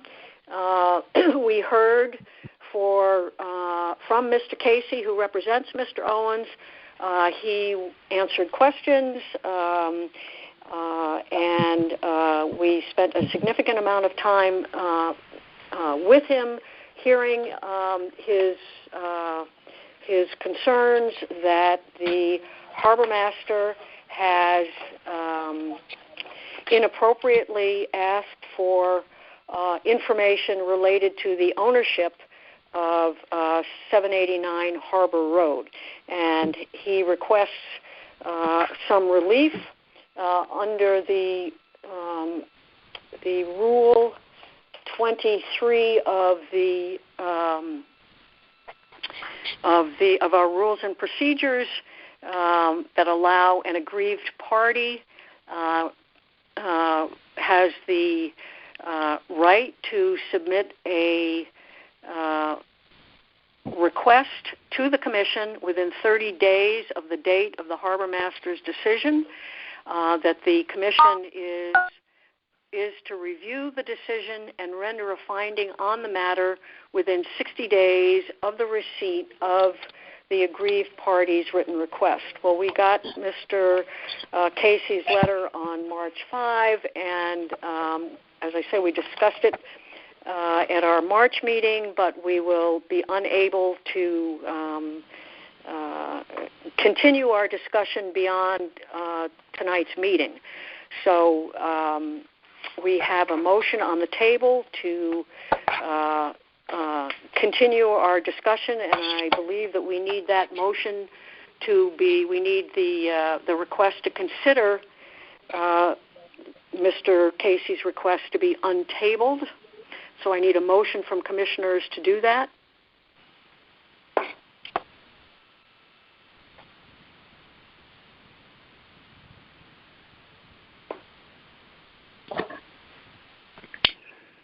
Kim, this is Ted. I will make a motion to untable this so that the commission can discuss it. Thank you, Ted. Do I have a second? I'll second it. Harry. Okay, Harry seconds it. All in favor? Aye. Aye. Aye. Anyone opposed? Aye. Eric is opposed. Okay. We have one.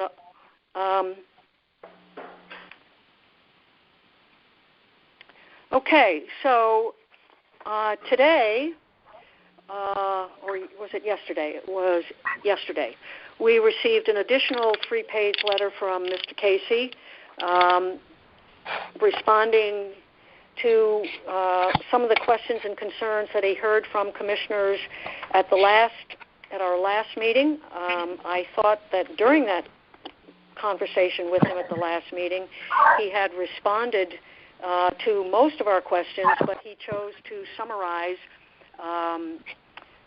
some of those questions and provide us with this additional information yesterday. I believe all of the commissioners received it shortly after it came into the HMC inbox, and I trust that everyone has had a chance to take a look at it and to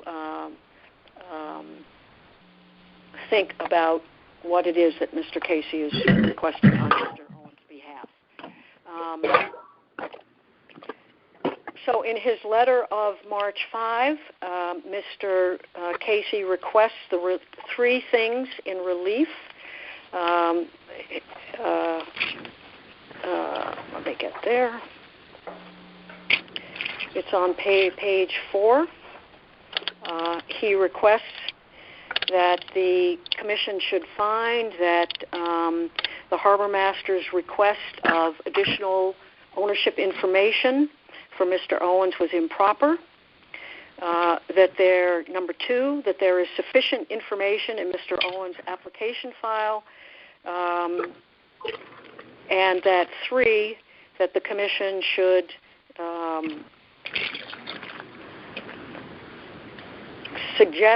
find that the harbor master should issue the permit for a mooring in the harbor in accordance with provisions of the mooring rules and harbor management plan. So, commissioners, this is our task this evening is to decide how it is we want to respond to Mr. Casey and Mr. Owens' request that he has been unfairly denied a permit because of the proof of ownership issues that have been requested. Does he in fact own the property?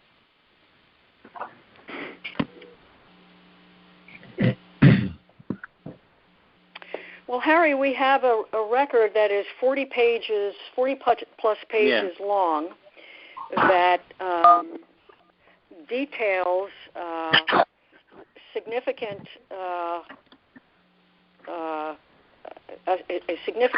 and complex legal structure, and Mr. Casey asserts that in fact he does have an ownership interest in the property. One question I would have is there only one permit tied to this house in terms of one boat?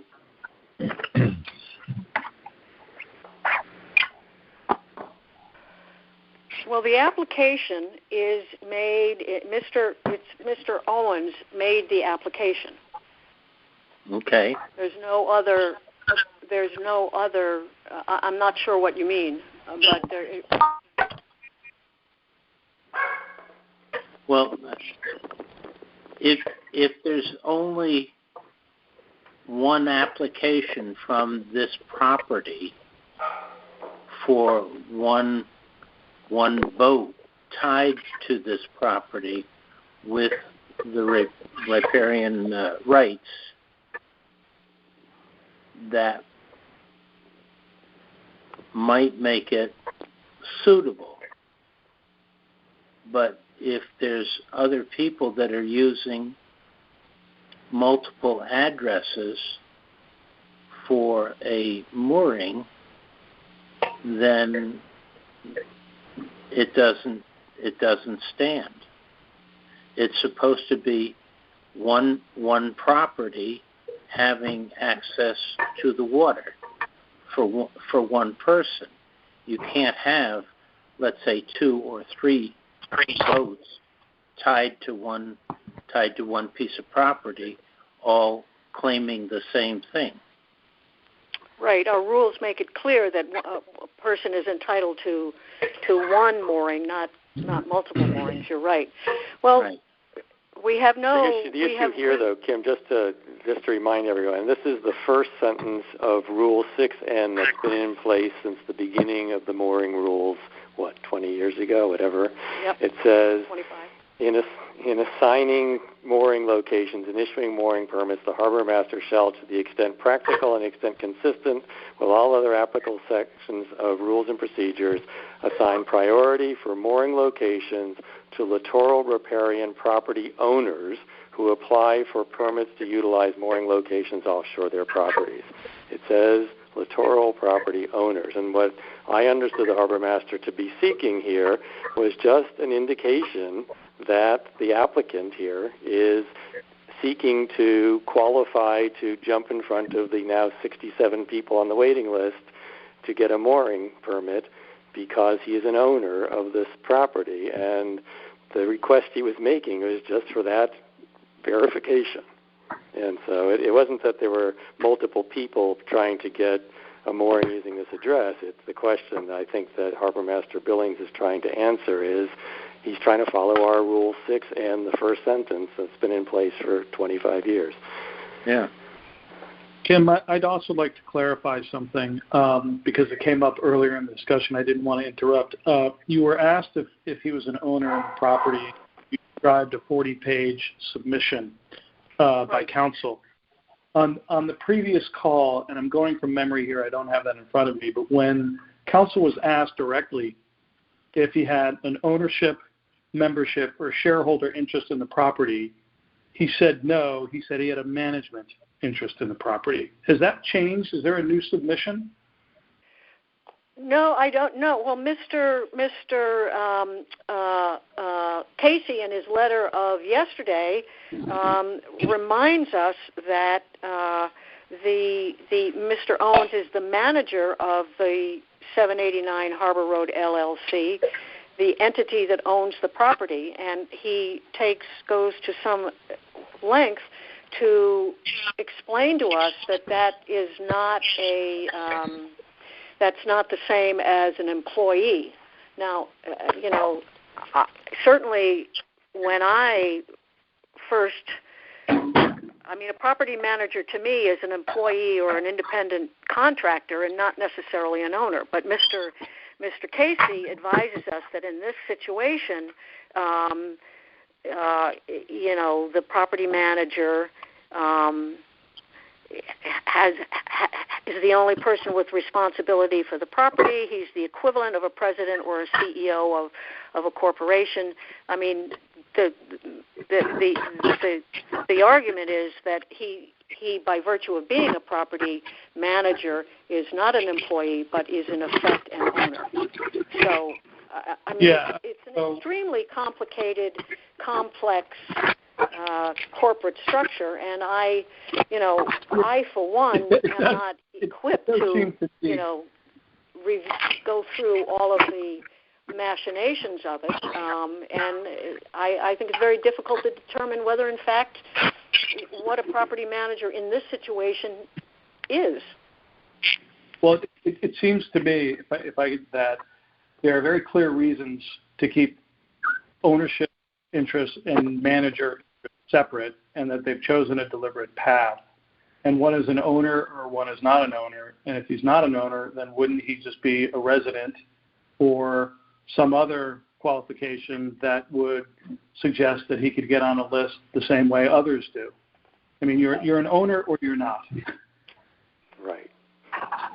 Yeah. Well, I think that's the confusion, and hence Mr. Casey has gone to extraordinary lengths to provide us with an amazing amount of paperwork that argues that, in fact, there is no difference in this particular case between being an owner and a property manager. I guess for me as a commissioner, it feels as a non-lawyer like this question remains inconclusive in my mind. I don't know if he is or he isn't. I just don't know. I've received letters totaling 8 pages and 35 or more pages of additional supporting information, but none of them say that he's an owner, and the counsel for this applicant can read our rules as plainly as we can, and it says that you have to say you're an owner, and he's told us in dozens of pages everything but that he's an owner.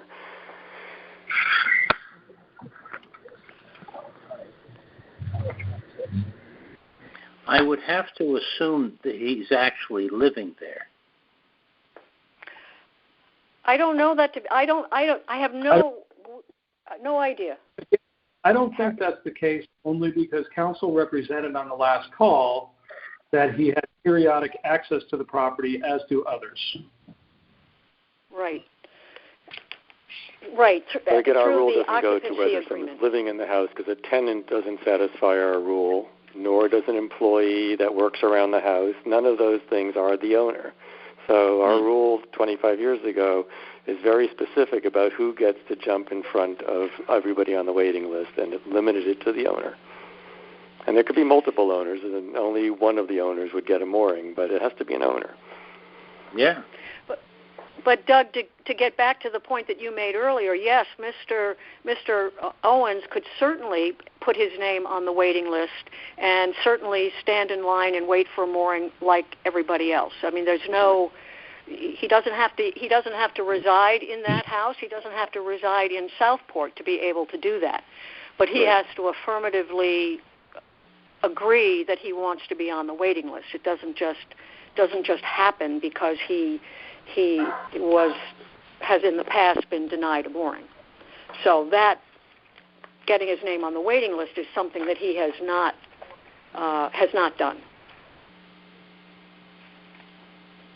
Right.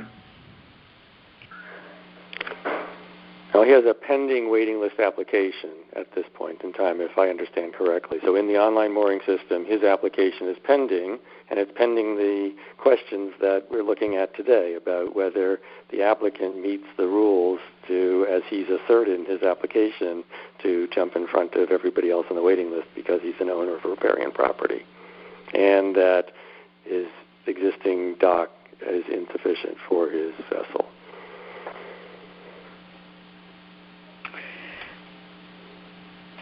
Well, I'm wondering, in view of the complexity of this ownership structure, if indeed we agree with Mr. Casey's request, that we find that Captain Billings' request was improper. It seems to me that the harbor master was making a good faith effort to try to determine try to determine if, in fact, Mr. Owens was an owner. Right.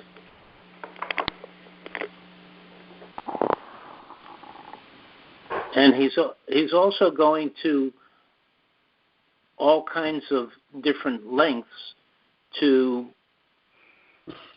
not directly answer the question. Is he an owner? Right.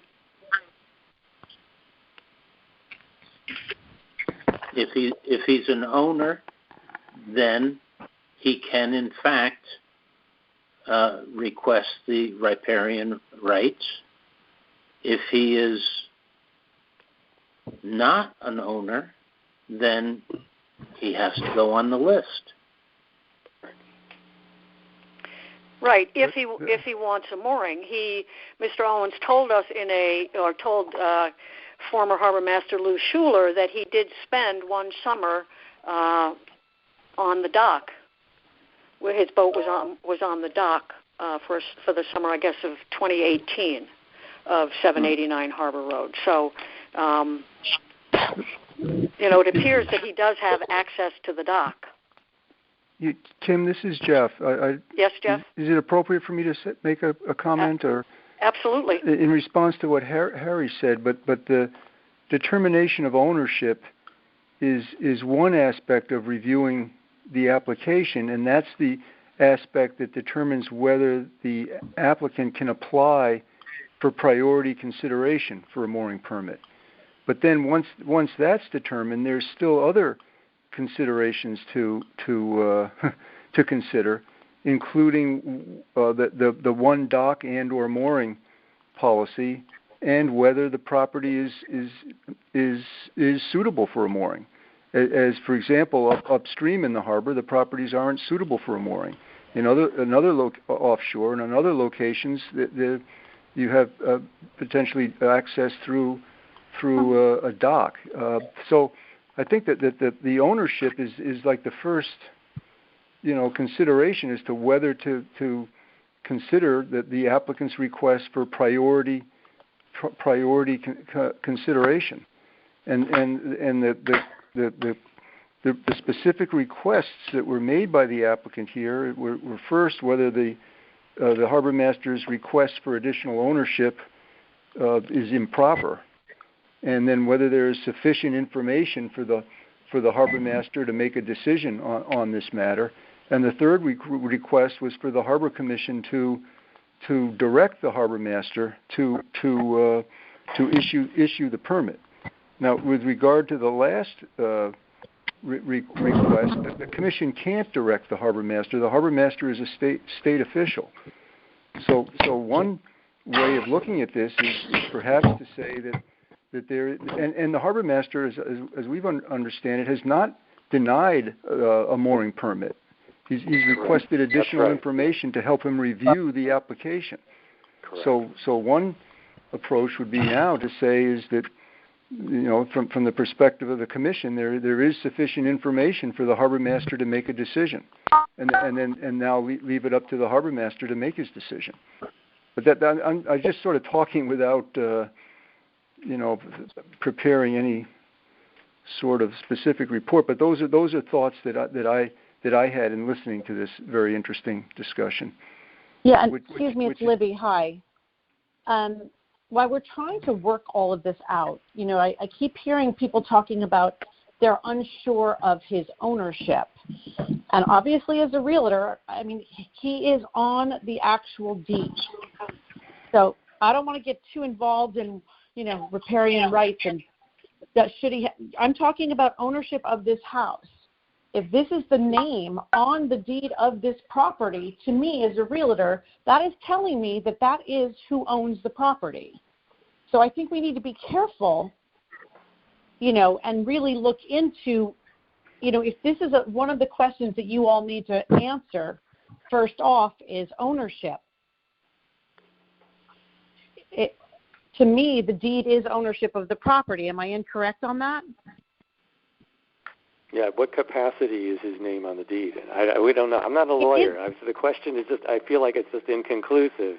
He said his name is on the deed. He didn't say that he owns the property. What's going on here legally? Is his capacity on the deed as the CEO of the organization that owns the property, and he's not the owner? I don't know, Libby, and it's not been stated. I don't either. That's but I'm telling you that I think that this is something that if you don't really know and I don't really know, I think that we probably should find out from an attorney where this stands. Because we can't claim that he doesn't have ownership. I mean, his name is on a deed that actually claims more that he does have ownership than he doesn't.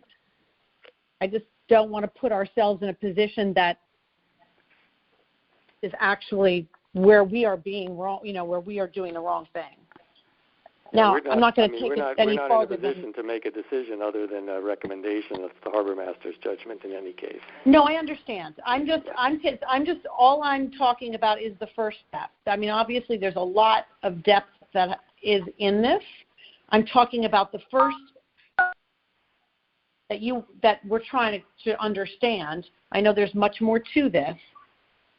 But I just feel like we need to be careful when we talk about ownership because his name is on the deed. Okay.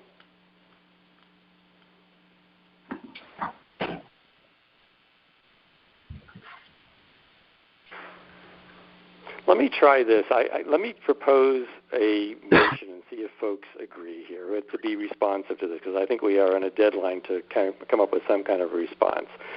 Let me, I guess, in three kind of points. Point number one is, let me propose that we as a commission believe that the harbor master made a good faith effort to understand the ownership of the LLC, and that this is the first time we've seen such a complex ownership situation presented to us as a commission, and it remains inconclusive if the applicant's an owner.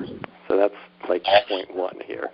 Point two would be that we've received two letters that are 8 pages in total and 35 pages of additional information, and our response is that we don't need more information, but many of us as commissioners are still confused on this ownership question.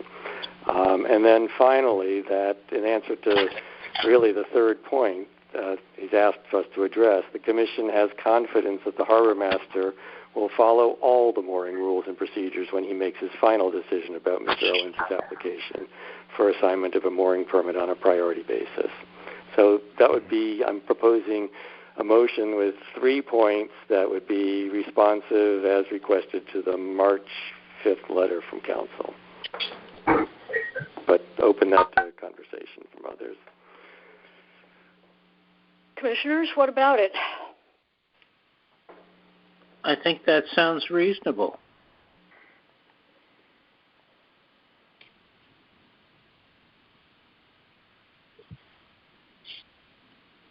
I mean, I take Commissioner's point. I just don't know about what the answer is on the ownership issue. And as to Jeff's point, there are other things that Ed has to consider in this application besides ownership. And I think to move this along, maybe we respond with something like this motion.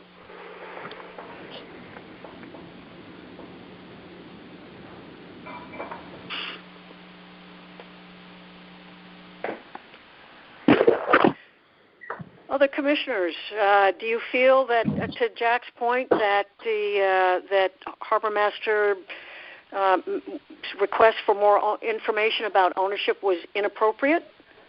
Oh no, definitely not. Okay. That's his right and his duty to get all of the information or gather all of the information and then make a decision based on that information. Others? Other commissioners?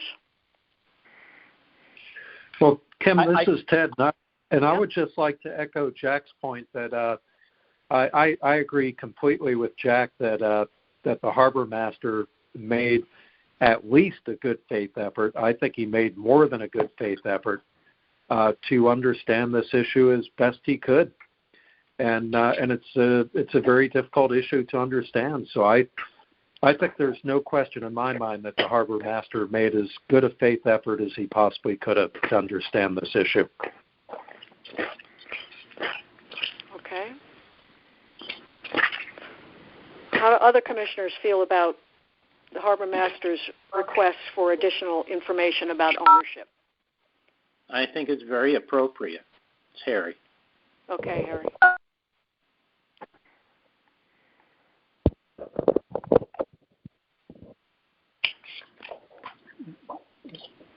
Jack, this is Jeff. Might you read those statements once more? I know the meeting is recorded, but just maybe to summarize them once more. I thought they were very good.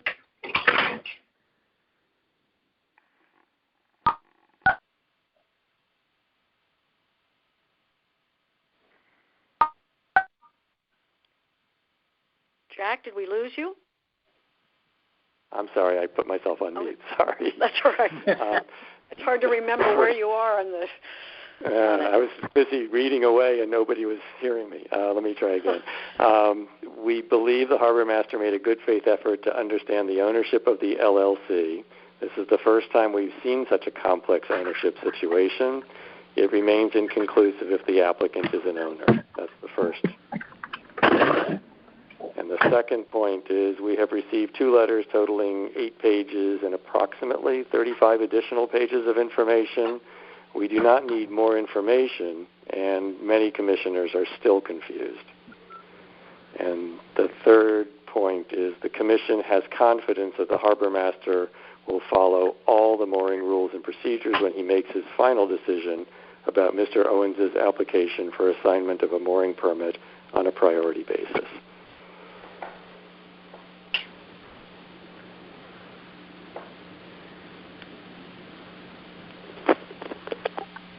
I think that hits all the points. So Jack, are you proposing that as a motion? Yes, I was. Okay. Do we have a second? I'll second it. Thank you, Harry. Harry, second it. So now we have a motion on the table, commissioners. Kim, it's Mark. Yep. Go Mark. Can I just pause for a second? So sure. I apologize that early in this discussion I had to step out for just a couple minutes, so I might have missed something. I had before me the April 19th letter from Robinson and Cole. What exactly, though, are we reacting to? Well, the letter that we're reacting to is the one that started the commission review, and that's dated March 5.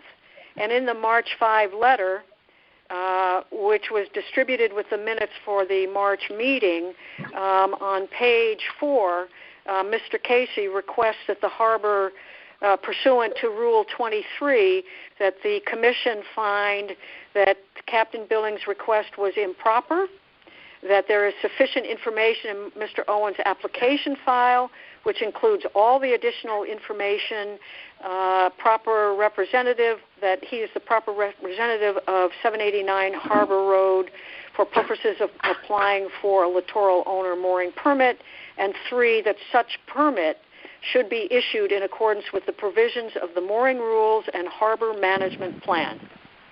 So those are the 3 requests that Mr. Casey made to us on March 5th, and that we are bound by our 60 days. Is it necessary that we address each of these points? Well, it's necessary that we respond.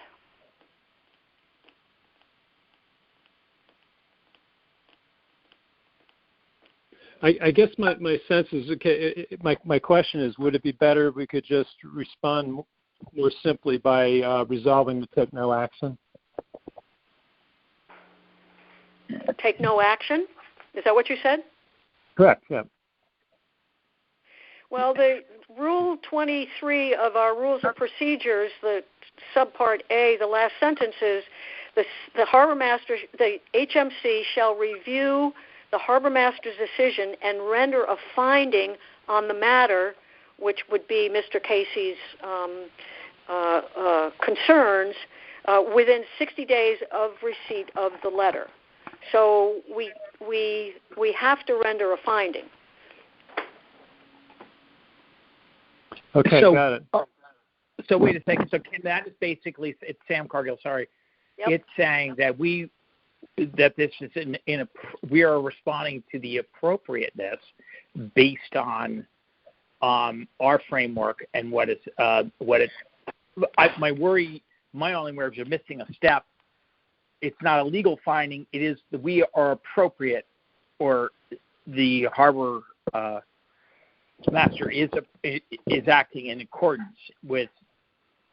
I don't know. I'm trying to avoid some sort of legal interpretation.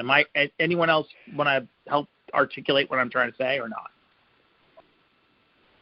Well, the only legal I'm not sure I understand, so let me answer it by saying this: the only legal interpretation that I'm thinking of right now is that we have this Rule 23, which allows somebody who does not like a decision of the harbor master to come before us with their complaints about that decision, and that the Rule 23 then requires us, the commissioners, to render a finding on the matter within 60 days of the receipt of the letter. So the 60 days started to run on March 5th.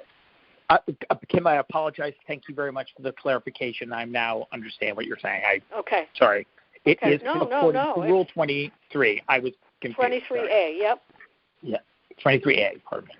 Yep. Kim, it's Jack. I mean, I was with the motion with the 3 bullets. I was trying to be responsive to the 3 points.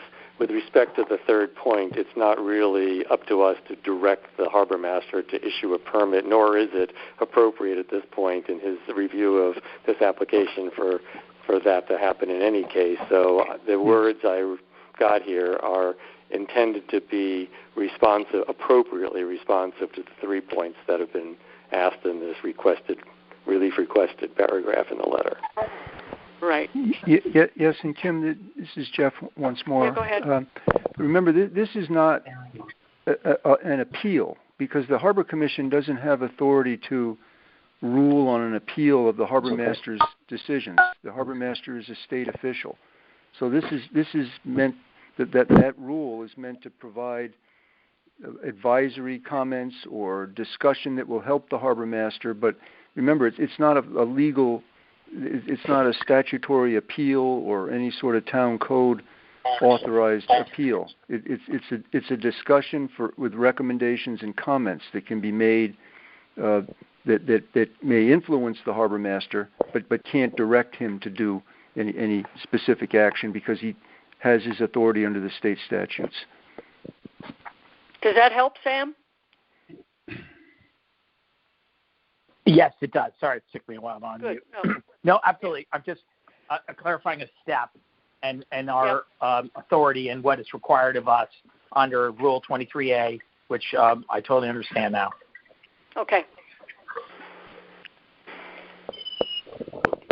Okay, so commissioners, we have a motion on the table. Is there any additional discussion? Any additional concerns about what we're talking about? So Kim, it's Mark again. Maybe yep. I can just direct a question to Jack as a next step, and maybe a last one. I don't know. So Jack, my question is, how do you feel about, instead of addressing point by point, we simply find our finding is no exceptions to the harbor master's conduct in respect to this particular matter? Say that again, Mark. Yes. I wonder how Jack would feel about as a counter suggestion to the point-by-point response. Instead, just sum it up and say that we, the commission, have no exceptions to the harbor master's conduct in this particular matter. As instead of the 3 points, is what you're thinking? Yeah, that's what I'm asking. Yeah. Yeah. We can do that. I mean, the 3rd point, because to the point Jeff made earlier, the determination about whether somebody qualifies in the first sentence to jump in front of everybody in the waiting list is based on whether they're an owner of the property. That's just the first question, and there's a whole series of additional considerations the harbor master is going to undertake if he gets satisfied on the first question about ownership. And so that last point I was making was really that the commission has confidence the harbor master will follow all the mooring rules, is to be reflective of the fact that that there's more to consider here than just the first question about ownership. But I think you could interpret your point to encompass that idea as well. But the question of ownership is just the first question that needs to be answered about this case. So I don't object to that. If the commissioners feel like your approach might be satisfactory to address it with fewer words, I'm good with that too. Commissioners? Kim, this is Ted, and yes, Ted? I need to apologize, but I need to leave the call. I have another call at 7:00. Okay. So I'm sorry about that, but I've run out of time on today. Okay, we will miss you. and I'll miss you. Thank you, Kim. Okay, Ted. Take care. Bye-bye. Commissioners, what about Mark's suggestion? Mark's comments would satisfy everything without delineating any subparagraphs, sort of. I think if that were the response, then that would be satisfactory, because it is more than just one area that has to be satisfied. So I could go with that as well. Okay.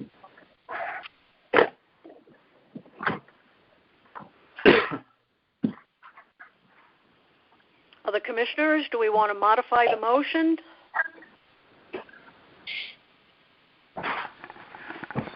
I'm fine with modifying the motion, but I don't have the words in front of me that we need to. Well, I think restated. Mark said that the commission takes no exceptions to the conduct of the harbor master in this matter. Is that not right, Mark? Yeah, or with respect to this matter, correct. Okay. And do we need to even incite 23A or just leave it at that?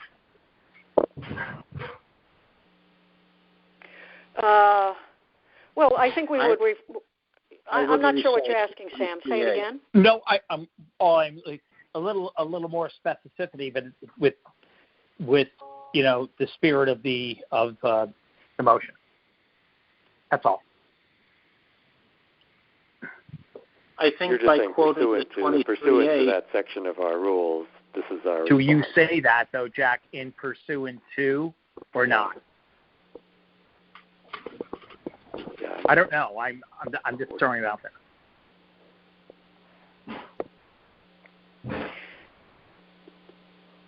Well, at the moment, we have the suggestion that the motion say that the commission has no exceptions to the conduct of the harbor master with respect to this matter.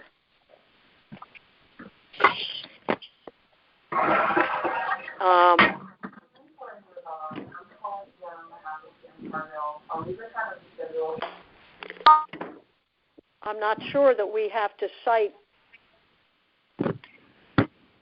the rule, but certainly this is our action in response to the requirements of the rule. Yeah. Yep.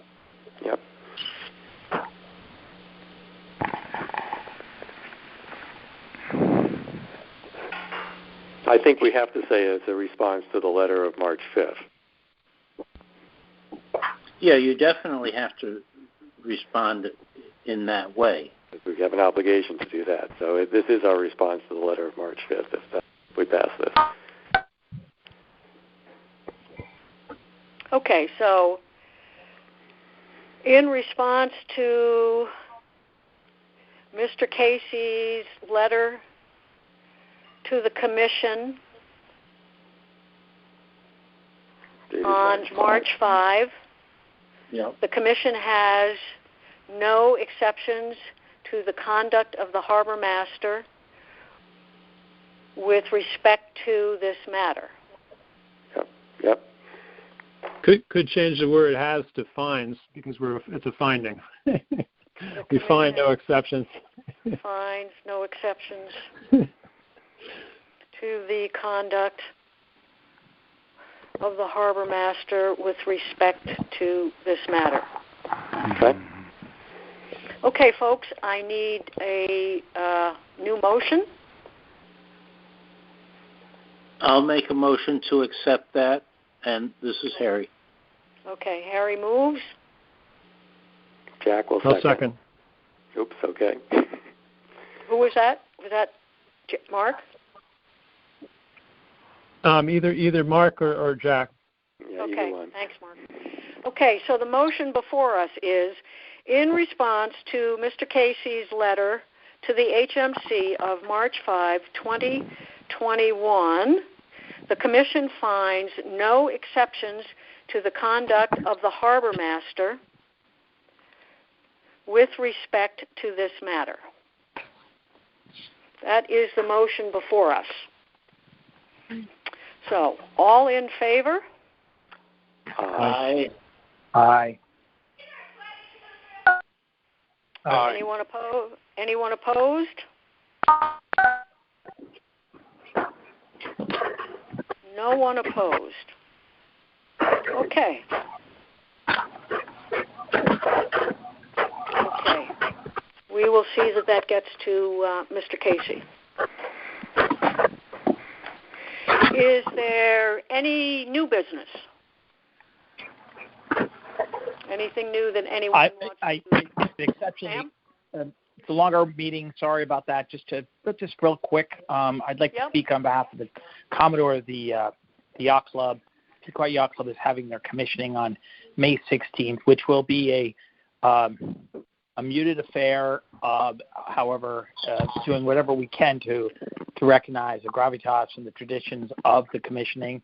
But this year, there's been a decision to recognize the town for all their efforts during the pandemic and our first responders, and highlighting the police and the fire and, of course, First Selectwoman, and as well as Ed and Kim. That is all the elected, the dignitaries that are invited. The Hartford delegation is not, and others from sister clubs. Just being mindful of where we are still with precarious circumstances, but also that it's important that you recognize that the Commodore and Jeff Unborg are very committed to the safety of that active waterway, and we've done a number of drills and done a number of things together with both police and fire, and they're going to bring some assets into the harbor on the 16th, and should be recognized by the public for what they do and what they have done for us, and safe boating in Southport, Connecticut. Wow, great idea.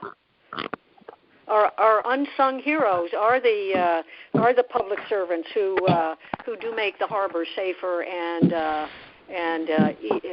accessible to all of us. That's terrific. Thank you, Sam. Okay. Any other comments from commissioners?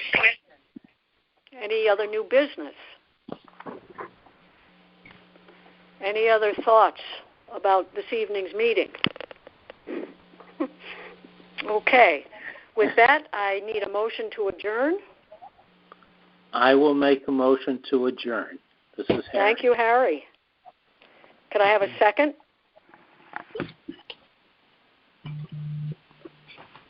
Mark seconds. Okay. Okay. All in favor? Aye. Anyone opposed? Aye. Okay. I look forward to talking with you all on May 18th. And until then, stay safe. And if Pat Carroll is still with us, happy birthday for the rest of the day. And thank you for all you've done for all of us. Okay, folks. Thank you. Good night. Good night. Stay safe. Good night, all. Good meeting. Good night.